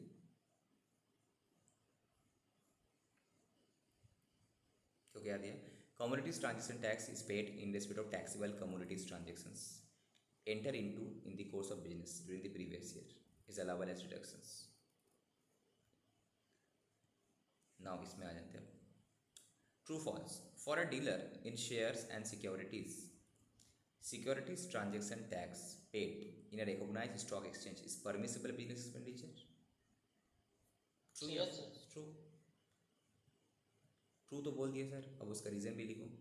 Because section 36 allow करता है deductions of the amount of the securities transaction tax paid by the SEC in respect of taxable securities transaction enter into in the course of business. यहाँ पे in the course of business है during the previous year as deductions वगैरह। ठीक है, where a person allow mercantile system of accounting, an expenditure of rupees 25,000 has been allowed on accrual basis, and in a later year in respect of the said expenditure the SEC makes the payment of rupees 25,000 through a cross check। अच्छा, section 40 capital है 3 हम लोग करवाए कि नहीं करवाए? Book में है, ये छूट गया क्या? एक मिनट, लेट मी चेक। ये सब कहाँ से उठा के दे देता है? नहीं, ये है बुक में है, हम लोग टाइम में तो था, अभी नहीं है क्या? Let me check.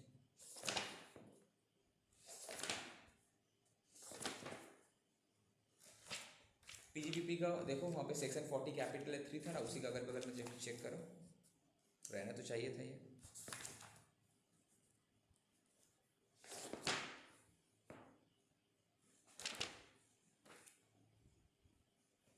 इंडेक्स भी नहीं देते हैं लोग, मैंने देखा। 40F3 ये तो दिया नहीं यार सर रिकैपिटुलेट में दिया हुआ है। ध्यान नहीं दिया। इसका रूल्स क्या है? सी, ये प्रैक्टिकल सिनारियो पूरा है, वहाँ पे ऐड कर लेना बुक में। क्या होता है, सपोज तुम जब से नॉर्मली क्या होता है, हम एक खर्चा किए थे तो बिल आया 25,000 का, तो लाइबिलिटी बुक किया, expenditure account debit to party, तो ये एक्सपेंडिचर का तुम्हारा PL अकाउंट में तुम खर्चा माना था एक्रूअल कंसेप्ट में, तो इनकम टैक्स भी इसको डिसअलाउ नहीं किया। बिकॉज इनकम टैक्स डिसअलाउ तभी करते हैं अगर कोई खर्चा रेवेन्यू नेचर का एक्सपेंडिचर्स है, तो इनकेस ऑफ नॉर्मली अगर है तो पेमेंट अगर तुम नहीं किया तो तब भी उसको डिसअलाउ नहीं करता है। बिकॉज वो बोलेगा कि ठीक है इस साल तुम पेमेंट नहीं किया ना, वो जो तुम्हारा 10,000 का जो लिमिट होता है कैश लिमिट, वो भी रेवेन्यू एक्सपेंडिचर 10,000 से ऊपर होने से चेक में होना चाहिए, अकाउंट पे चेक में होना, वो लिमिट है तुम्हारा।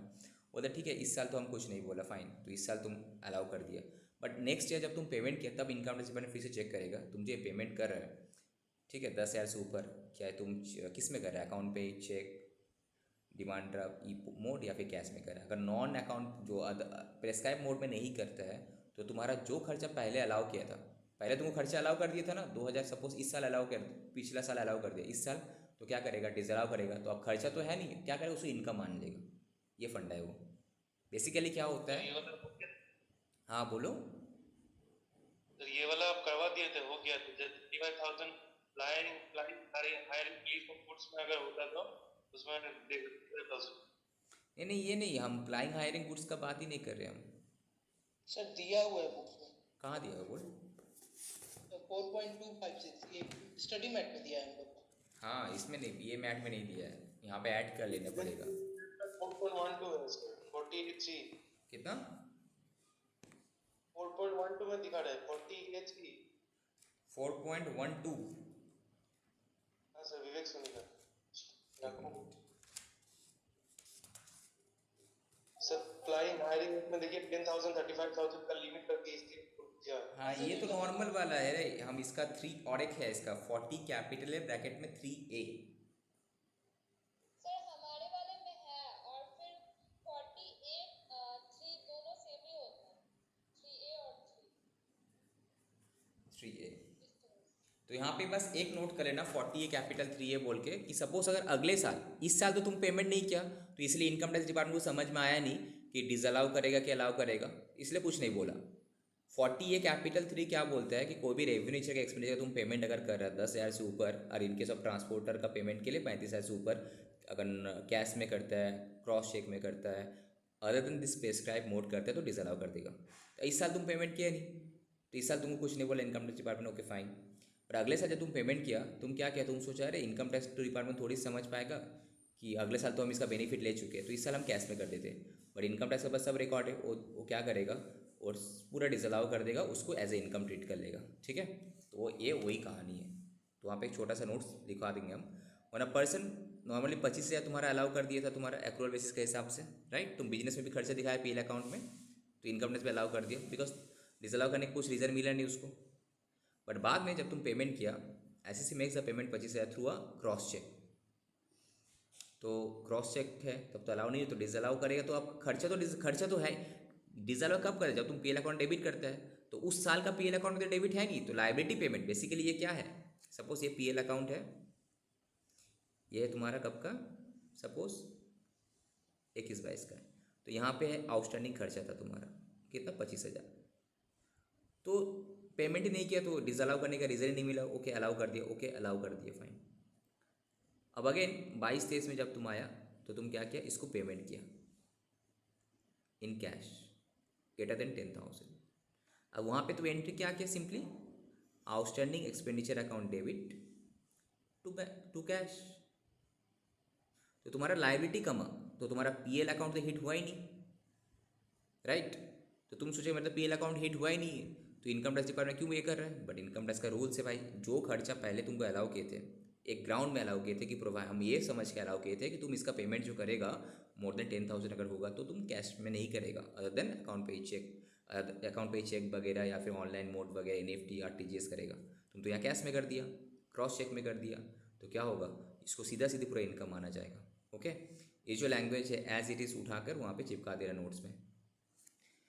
एज पर सेक्शन 40 कैपिटल है section 3, in case of an SEC जो एक्रूअल बेसिस फॉलो करता है system, if an expenditure has been allowed as deductions in any previous year on due basis, right, जो प्रैक्टिकली होता है, and the payment exceeding 10,000 per person per day has been made in the subsequent year otherwise than by account pay check, demand draft, ECS mode or through such prescribed mode, तब then the payment so made shall be deemed to be the income of the subsequent year in which such payment has been made। समझ में आया।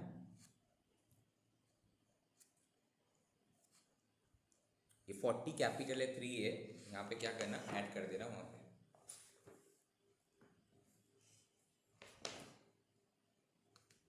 Okay. समझ में आया कि नहीं समझ में आया वाला,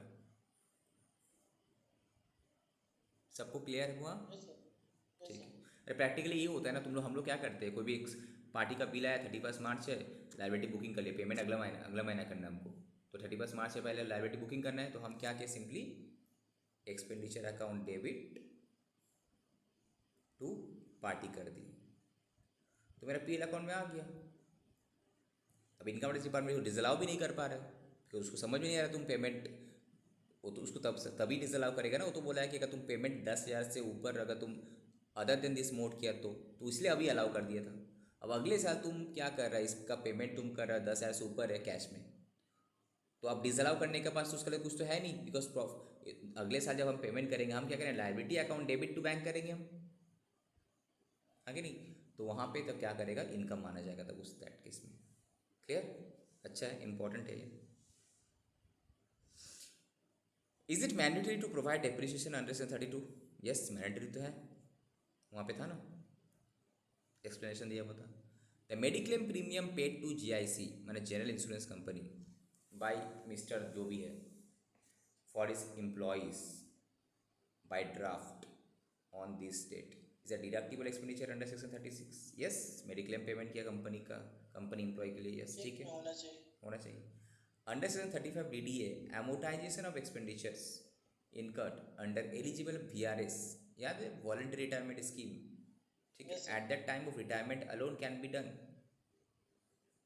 एमोटाइजेशन का रिटायरमेंट का टाइम में सिर्फ हो सकता है?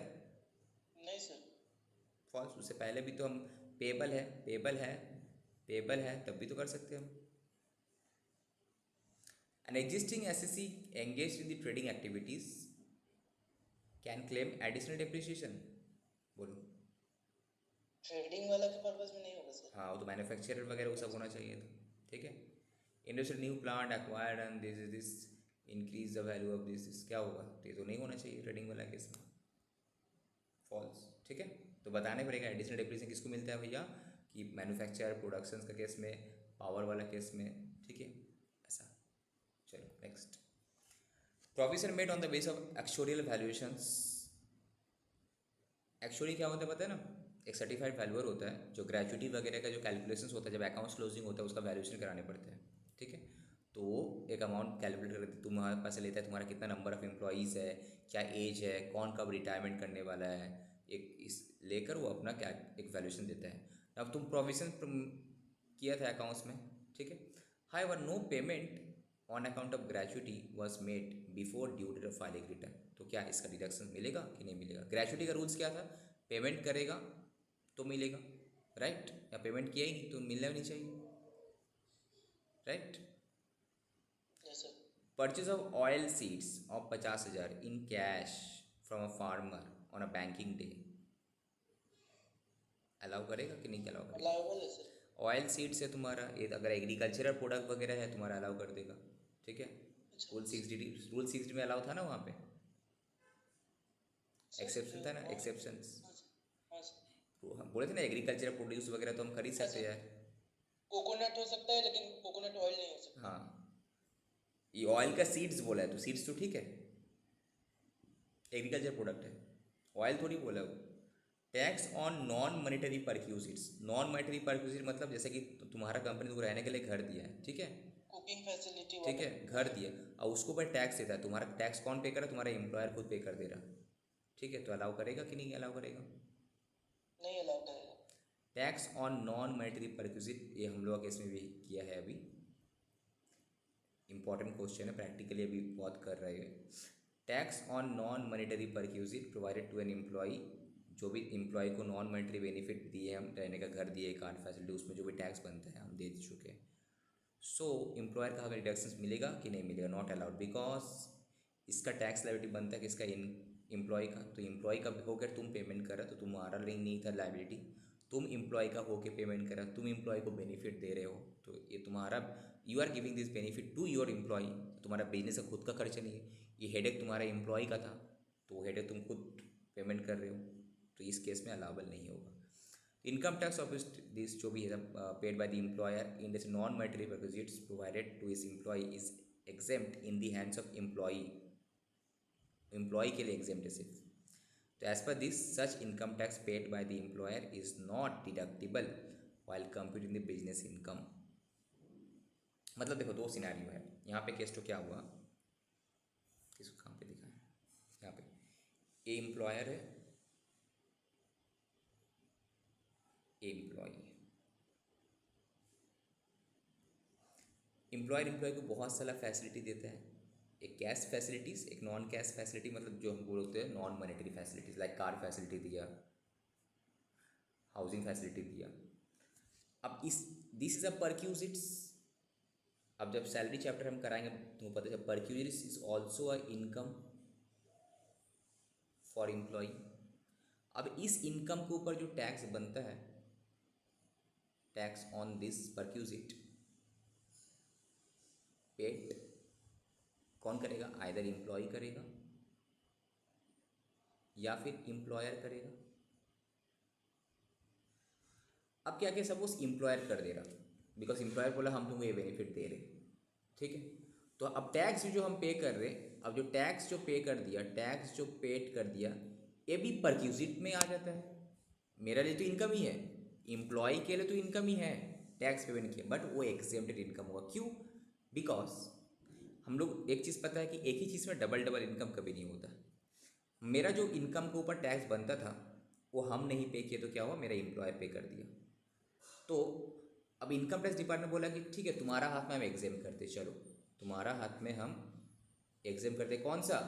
तुम्हारा जो टैक्स तुम्हारा एम्प्लॉयर पे कर दिया तुम्हारा ऑन बिहाफ ऑफ यू, तुम्हारा होकर कोई अगर कोई भी खर्चा पेमेंट कर देता है, जैसे benefit is an income for you, but ये इनकम को हम एम्प्लॉय के लिए एग्जाम करते हैं, और एम्प्लॉयर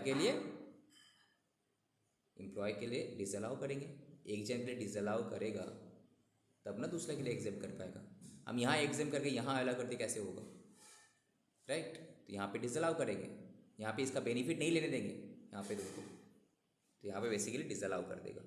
इंपॉर्टेंट है, आ सकता है। इसको company as a business expenditure PGBP के हेड में नहीं दिखा सकता। टैक्स ऑन नॉन परक्यूजिट्स जो है, ये सब क्या है ना, जो एक्स्ट्रा तुमको क्या करना है, इतना सारा क्वेश्चन तो एग्जाम से पहले तुम देखेगा नहीं, ऑब्वियसली बात है।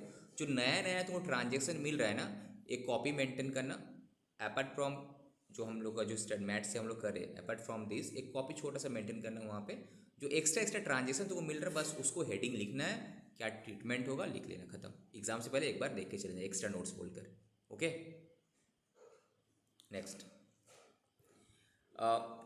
पेमेंट किया फायर इंश्योरेंस क्रेडिट कार्ड से तो क्या होगा कि नहीं होगा, बोलो। सब मिल जाएगा इसका। मिल जाएगा। अरे क्रेडिट कार्ड से करे जो से करे, मेरा मतलब है फायर इंश्योरेंस है, बिजनेस खर्चा है, हम कहीं से भी करें, है तो अल्टीमेटली ये है तो प्रेस्क्राइब मोड, ये तो प्रेस्क्राइब मोड में है तो मेरा, ठीक है, मिल जाएगा। सैलरी पेमेंट 4 लाख की है इसको, जो कि नहीं इंडिया का बाहर है, विदाउट डिडक्शन ऑफ टीडीएस। तो बताओ डिडक्शन मिलेगा कि नहीं मिलेगा? सर नहीं मिलेगा। कितना? पूरा 100% डिसअलाउ हो जाएगा। 100% सर। सेक्शन 40A(1) जो था वहाँ बताने पड़ेगा reason provision. Payment made in cash 10,000 to a transporter in a day, तो मिलेगा कि नहीं मिलेगा? यस, 35,000 का लिमिट है, ये भी मिल जाएगा, ठीक है। Payment made in respect of business expenditure incurred on 16 February for ₹25,000 through a cross cheque is hit by the provision of section this. 16 फरवरी कुछ था क्या हॉलीडे वगैरह, देख लेना। अगर हॉलीडे नहीं है, अगर बैंक हॉलीडे था तो ठीक है, फाइन, अलाउ हो जाएगा। अगर हॉलीडे वगैरह नहीं तो डिसअलाउ हो जाएगा। तो examine with the reason whether the following statements are true और false with regard to the provision of the Income Tax Act 1961। क्या स्टेटमेंट? पेमेंट मेड किया गया है in respect of business expenditure incurred on 16 February 2023 for this through a cross cheque is hit by provision of section 40A(3)। Yes, true, hit तो करेगा section 40A(3) को, disallow हो जाना चाहिए बेसिकली। अगर हाँ ऐसा रहता कि उस दिन बैंक हॉलीडे था, बैंक बंद था, अर्जेंट पेमेंट था, तो अलग कैसे रूल 6DD वाला। नेक्स्ट बोला, it is a condition precedent to write off in the books of accounts the amount due from debtor to claim deduction from bad debt. Yes, true, हम लोग bad debt वाला किए थे, याद है ना। फिर बोला, failure to deduct tax at source in according to the provision of this TDS from the amount payable to a non resident as a rent हो, रॉयल्टी हो, it will result in disallowance while computing the business income. Yes, कितना? Resident है तो 30%, non resident है तो 100%। ये तो कर चुके थे हम लोग। फ्लाइंग गुड्स कैरेज वाला तो हम लोग देख चुके हैं अच्छे से, ये सब ज़रूरत नहीं है, बस ख़त्म। ये क्या है? Administrative charges include 46,000 paid as a commissions to to the brother of the SSE. The commission amount at the market कितना, तो कितना 4,000 डिसअलाउ कर देगा ना, सॉरी हाँ 10,000, 10,000 disallow section 40 capital A subsection 2 था ना, excess payment to relative. Now the SSE paid 33,000 in cash to a transporter on this. This amount is included in the manufacturing expenses. तो बताओ अलाउ होगा कि नहीं होगा? अलाउ होगा, अलाउ होगा बिकॉज 35 का लिमिट है. A sum of rupees 4,000 per month was paid as a salary to the staff throughout the year and this has not been recorded in the books of accounts. तो allow होगा, अब record नहीं किया, record होगा तो ये minus होगा. ठीक है. Bank term loan interest actually paid किया 30 अप टू दिस इतना and the balance was paid in this. तो बैंक का लोन कितना था देखो 60,000, तो 60,000 में से हम पेमेंट कितने के 20,000 ही कर पाए, तो अलाउ कितना करेगा 43 कैपिटल भी याद आ रहा है, जितना तुम पेमेंट किया उतना अलाउ होगा. बाद नेक्स्ट ईयर फिर पेमेंट कर, नेक्स्ट ईयर फिर अलाउ करेगा. Next housing loan principal repay किए during the year 50,000 and it relates to the residential property acquired by him in previous year 21-22 for self occupations, खुद का रहने के लिए था. Okay. Interest on housing loan was 23,000. ठीक है. Housing loan was taken from Canara bank and this amounts were not dealt with in PL account given above. तो सही किया कि गलत किया? सही किया. हाउसिंग लोन है भाई, तुम अपना हाउसिंग लोन का इंटरेस्ट तो पीएल अकाउंट में क्यों लेकर आएगा? ठीक है. तो इसका केसेस में तुम क्या कर सकते हो, हाउसिंग लोन का जो बेनिफिट वगैरह है कहाँ मिलेगा, 80C में मिलेगा उसको, और इंटरेस्ट का बेनिफिट कहाँ मिलेगा, हाउस प्रॉपर्टी चैप्टर में मिलेगा. राइट. जब टोटल इनकम कैलकुलेट करेगा तो यहाँ तो नहीं आना चाहिए. तो यहाँ पे ये रहा हाउस प्रॉपर्टी का, यहाँ पे तुम्हारा मिलेगा 24B का, और 80C में मिलेगा हाउसिंग लोन का रीपेमेंट जब हम कराएंगे 80C. ठीक है. नेक्स्ट क्या बोला है, depreciation allowable under the act is to be computed on the basis of this information. बोला WDP इतना था माइनस डेप्रिसिएशन करके इतना है, एडिशंस इतना हुआ है, मोर देन 180 डेज यूज्ड फॉर. ठीक है. फुल ईयर टोटल एडिशन इतना मिला है, टोटल एडिशंस हुआ, टोटल एडिशन इतना है, उसमें से इतना इतना है, तो बाद बाकी 2 लाख के लेस देन वाला है. इसका मतलब इग्नोर एडिशनल डेप्रिसिएशन. तो compute the total income, total income calculate करने के लिए बोल रहे हैं, मतलब बिजनेस इनकम, अदर इनकम जो भी होगा सब. तो यहाँ पे अब पीएल अकाउंट देखने पड़ेगा, इसमें से कुछ है क्या, इसमें से डिविडेंड इनकम कहाँ जाएगा बोलो, IFOS. एग्रीकल्चरल इनकम तो अलग से ट्रीटमेंट होगा. ठीक है. पेनाल्टी डिसअलाउ, GST ओके, ये तो पहले पूरा डिसअलाउ कर देगा, अलग से ओनली 20,000 अलाउ करेगा. डेप्रिसिएशन पहले डिसअलाउ, इनकम टैक्स के हिसाब से अलाउ करेगा. राइट. वही क्या यहाँ पे, ये देखो यहाँ पे इस तरह से लिखने का तरीका देखो, यहाँ पे लिखा कि जो ट्रांसपोर्टर को पेमेंट किए थे वो डिसअलाउ होगा कि नहीं होगा, नहीं होगा, नील. इससे तुमको क्या एक मार्क्स मिल जाएगा, आइदर तुम यहाँ पे नील दिखाओ, अदरवाइज नोट्स में जाके दिखाओ कि बिकॉज ये लिमिट 35 का अंदर है तो इसलिए नहीं किया. सर यहाँ पे दिखाएंगे तो बहुत बड़ा हो जाएगा सर. हाँ, इसलिए नोट, हम तो नोट्स में दिखाते थे. हम क्या करते थे, यहाँ पे हम जैसे एक लाइन लिखते थे कि सपोज पेमेंट टू ट्रांसपोर्टर नील. ठीक है. अब नोट्स वहाँ पे लिखते थे ब्रैकेट नोट नंबर 2, 3 करके, ऐसे इस तरह से क्या होगा तुम्हारा अलग से नोट्स मिल जाता था वहाँ पे. GST वाला डिसअलाउ, बैंक लोन वाला 40,000 ही तुम्हारा डिसअल, नेट में 40,000 डिसअलाउ करेगा. डिविडेंड दूसरे में चले जाएगा, एग्रीकल्चर इनकम तो ऐसे भी एग्जेम्प्ट है. ठीक है. डेप्रिसिएशन का कैलकुलेशन से जो 4 लाख था, 4 लाख में से 2 लाख वाला था मोर देन 180 डेज और बाकी बैलेंस लेस देन था, इसलिए हाफ हो गया यहाँ पे.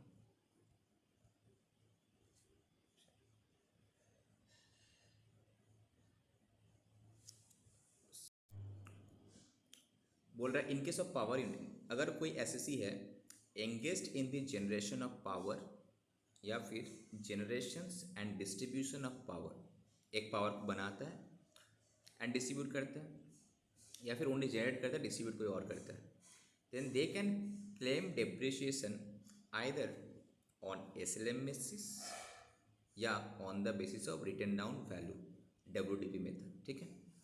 The option is to be exercised before the due date of return filing. Return file करने से पहले तुम बता दो कि कौन सा मेथड में, बेसिक रिटर्न फाइल करने से पहले हम लोग सब कम कैलकुलेशन वगैरह करें डेप्रिसिएशन का, तो वहाँ पे बता देने पड़ेगा कि हम लोग we have adopted this method, either SLM या फिर written down value method. Option once exercised, एक बार तुम अगर एक्सरसाइज कर ली, it shall be the final. तुमको पहले बता देने पड़ेगा कि रिटर्न डाउन वैल्यू में जाना है कि SLM में जाना है, रिटर्न फाइलिंग डेट से पहले। It is to be noted that in case the SSC opts for SLM method, then depreciation shall be charged on individual asset and not block concept. Obviously बात है, अगर SLM method में जाते हैं तो हमको ब्लॉक में तो जाने से होगा नहीं, क्योंकि अलग अलग एसेट का अलग अलग लाइफ है। कोई बिल्डिंग 5 साल बाद परचेस किए, कोई 10 साल बाद परचेस किए, तो सबका अलग अलग लाइफ होगा। तो हमको इंडिविजुअल एसेट वाइज जाने होगा, नॉट ब्लॉक वाइज। इसीलिए कोई भी कंपनी प्रैक्टिकली SLM मेथड में ज़्यादा है, इतना हेडेक कौन करेगा, सिंपल है। कौन सा? Return on value method. Next, when an asset of a power unit on which SLM method has been claimed is sold या फिर डिस्कार्डेड या फिर डेमोलाइज्ड या डिस्ट्रॉय, तब क्या ट्रीटमेंट होगा? Question is that. ठीक है सर, आप SLM मेथड में डेप्रिसिएशन कैलकुलेट करना तुम लोग को आता ही है। क्या है? Life divided by, sorry, cost divided by life, cost divided by life. Cost minus scrap value है तो स्क्रैप वैल्यू माइनस कर देते हैं हम लोग, राइट। अब सवाल यहाँ पे ये होता है कि सर ठीक है, अब SLM मेथड में गए, ठीक है, अब जब एसेट बिक रहा है उस टाइम में तो क्या होगा? बिकॉज देखो, ब्लॉक कंसेप्ट अगर हम लोग फॉलो करते थे तो वो याद है कि ओपनिंग था, ये तुम्हारा एडिशंस था, ये सेल था, ठीक है। ये बैलेंस अगर नेगेटिव आ रहा था तो हम क्या कर रहे थे यहाँ पे बोलो? किसी केस में हम बोला कैपिटल लॉस अगर ऑल ब्लॉक सेल कर दिए थे, या फिर इसी नेगेटिव मतलब, सॉरी, नेगेटिव में थे तो कैपिटल गेन हो जाएगा। यहाँ पे हम बोल रहे थे ना कैपिटल गेन हो जाएगा, दैट इज हम यहाँ पे इंडिविजुअल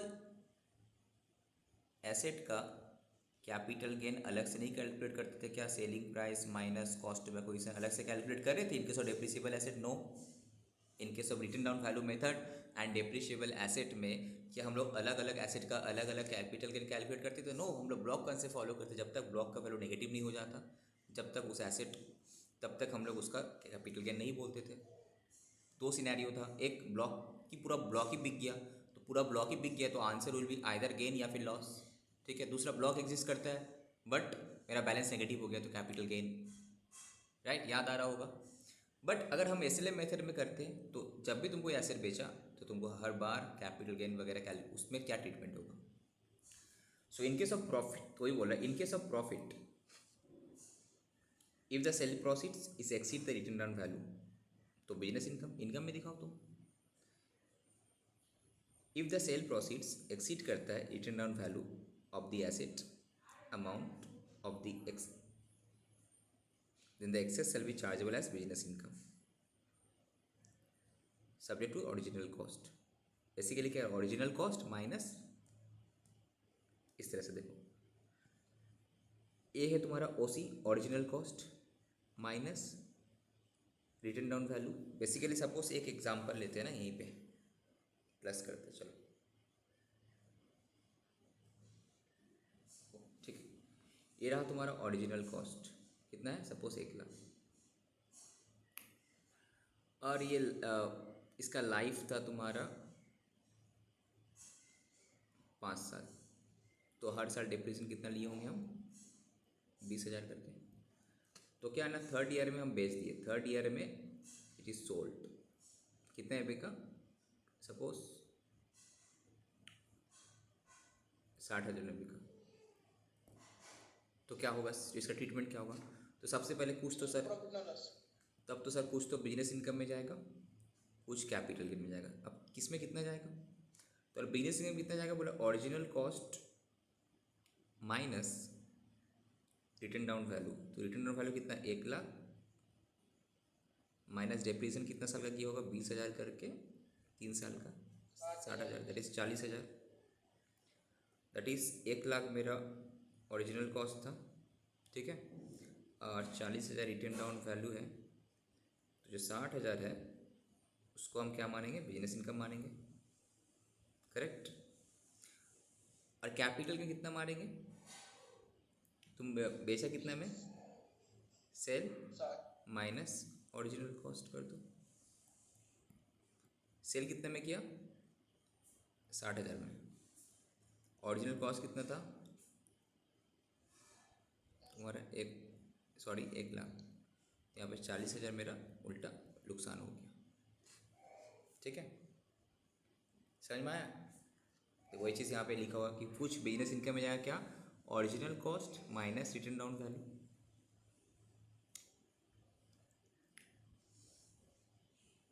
इनकम तभी आएगा ऑब्वियसली बात है जब मेरा selling price will be more than what, WDV।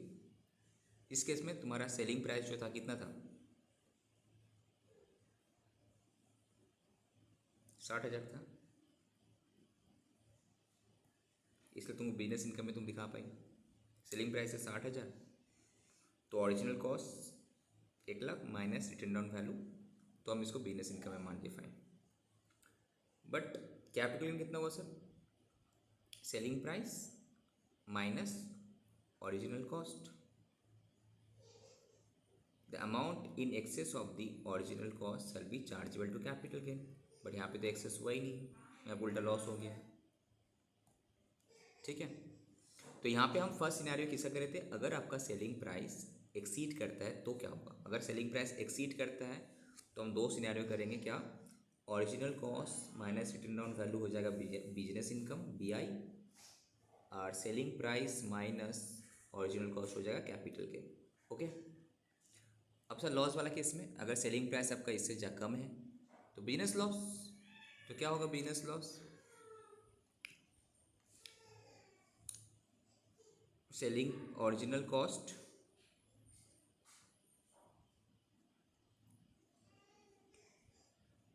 if the sale process of the asset is less than the written down value in the shortfall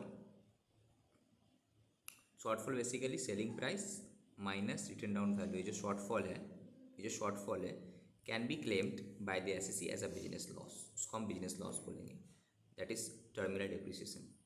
provided the asset is used by the SEC for some time during the previous year and it is sold, it is actually return off in the books of account.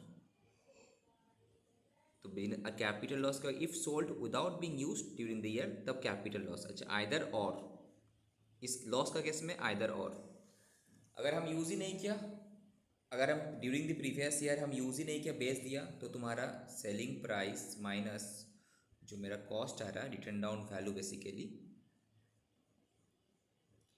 ये loss आ जाएगा तुम्हारा capital loss.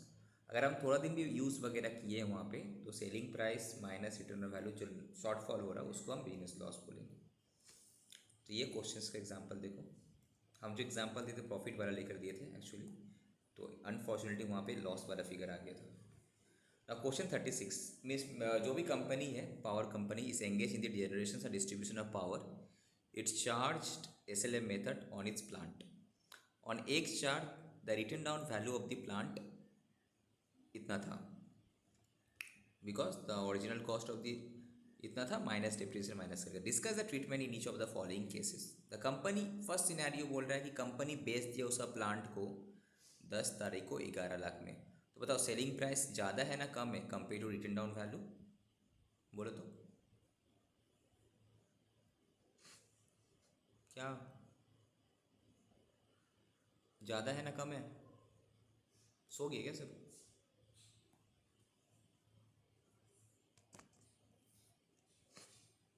Hello, मेरा आवाज़ नहीं आ रहा क्या तुम लोगों को, हाँ सर आ रहे हैं। ज़्यादा है ना, तो सेलिंग प्राइस अगर ज़्यादा है तो क्या करना है, तो sir original cost selling price minus जो WDV है, selling price minus original cost, वो तो मेरा कैपिटल गेन में जाएगा, but sir original cost minus return down value, original cost कितना था 10 लाख, अभी वैल्यू कितना है 8,72,300, ये तुम्हारा क्या माना जाएगा, बिजनेस का इनकम माना जाएगा। बाकी selling price minus original cost कितना, कैपिटल गेन। याद है जब conversion of capital asset into stock into, वो भी सिमिलरली ऐसे ही करते थे ना हम लोग, selling price minus fair market value, again fair market value से फिर हम लोग कॉस्ट वगैरह से माइनस करते थे, याद आ रहा है? ये भी दूसरे टाइप का ही कर रहे हैं हम लोग। अब सेकेंड सिनेरियो में क्या बोल रहे हैं, अगर सपोज कंपनी बी नंबर में द कंपनी सेल किया इसका प्लांट को इतने, तो इसमें मतलब क्या, यहाँ पे जो सेलिंग प्राइस है it is less than written down value. पहले तुमको ये चेक कर लेने पड़ेगा सेलिंग प्राइस ज़्यादा है ना कम है, कम है, तो दैट इज़ लॉस। अब बोला विदाउट यूजिंग, अगर यूज़ नहीं किए तो कहाँ जाएगा, कैपिटल लॉस भाई CL, अगर यूज़ किए तो बिजनेस लॉस BL, खत्म। यूज विदाउट यूजिंग किए तो विदाउट यूजिंग किए तो शॉर्ट टर्म लॉन्ग टर्म देख लेना, कब परचेस किए थे कब बेचे थे, कैपिटल लॉस। यूज़ किए होंगे तो बिजनेस लॉस, उसको हम बोला टर्मिनल डिप्रिसिएशन। समझ में आया अर्चना? अब आ जाते तुम्हारा मुद्दा पे, तो तुम को ये वाला में थे।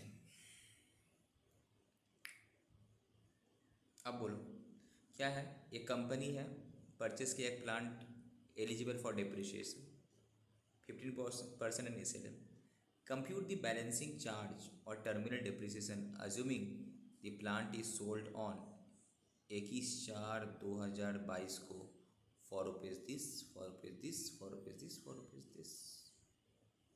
कब परचेस किए थे हम, 1/4/2022 को, तो 1/4/2022 को तुमको रिटर्न डाउन वैल्यू कैलकुलेट करने पड़ेगा। कैसे, सिंपल है, 50 लाख है, कैलकुलेटर उठाओ, 50 लाख का 15% कितना होता है, कितना होता है, 3 लाख। 25। 50 लाख का 15%, 5 15 कितना होता है, 7 साढ़े 7 लाख, क्या 7.5 लाख, 1 साल का 7.5 लाख, तो के साल हुआ 20 के बाद 21 एंड 22, 2 साल, तो 7.5 में 15 लाख माइनस हुआ होगा। इसका मतलब ओरिजिनल कॉस्ट से माइनस करेंगे डेप्रिसिएशन। अब डेप्रिसिएशन कैसे, 7.5, इनके सब SLM क्या होता है, फिक्स्ड अमाउंट ऑफ डेप्रिसिएशन होता है, राइट, 7.5 इंटू 2 साल, तो अल्टीमेटली मेरा written down value 35 lakh 35 lakh 35 lakh 35 lakh ही हुआ होगा, करेक्ट। अब 4 सिनारियो है भाई, वो ABCD। तो फर्स्ट तो ये, अब सेलिंग प्रोसीड क्या है फर्स्ट में 7.5 लाख, तो बैलेंस बचा कितना, इस केस में 5 लाख बचा, इस केस में -10, इस केस में -20। अब को कोड करने क्या बोला भाई, टर्मिनल डेप्रिसिएशन, और कितना डेप्रिसिएशन इसमें लग बेच दिया, तो और कितना डेप्रिसिएशन है जो तुम रिकवर नहीं कर पाई, वो है सर 27,50,000। इस केस में 5 लाख, इस केस में तो ठीक है ज़्यादा ही बेचे हम, फ़ायदा हो गया इस केस में, ज़्यादा ही बेचे, इससे बैलेंसिंग चार्ज ज़्यादा, समझी। अब इसमें तुमसे अगर क्वेश्चन पूछता, इतना इजी क्वेश्चन तो पूछेगा, इसमें तो बेसिकली ये पूछेगा, तो बताओ इसका टैक्स ट्रीटमेंट क्या होगा। तुम इस केस में तुम बोलोगे अगर बिजनेस को एसेट को यूज़ नहीं करके बेच देते तो क्या होता है, ये एसेट को यूज़ करके बेचते तो मेरा बिजनेस लॉस में जाना चाहिए था। यहाँ जो गेन आया है, अब इसका ट्रीटमेंट वही selling price is more than करके वैसे करके निकाल के हम लोग देखते हैं, समझ गए।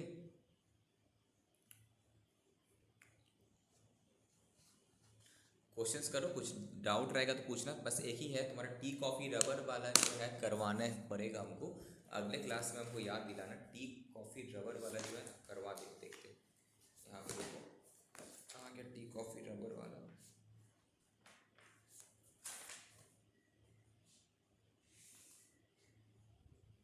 PGPP का और एक चीज़ बचा हुआ है ना, सेक्शन A वाला बचा हुआ है, 35D वाला।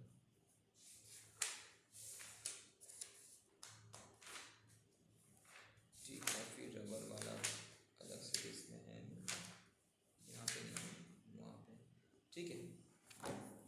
नेक्स्ट क्लास में हम लोग एक काम करते हैं, नेक्स्ट क्लास में हम लोग सैलरी स्टार्ट करते हैं, उसके बाद 5 ईयर्स ऑफ इनकम हो जाएगा, तो फिर छोटे छोटे चैप्टर सब जितने बचा कुछ हम लोग फिनिश करेंगे, ठीक है।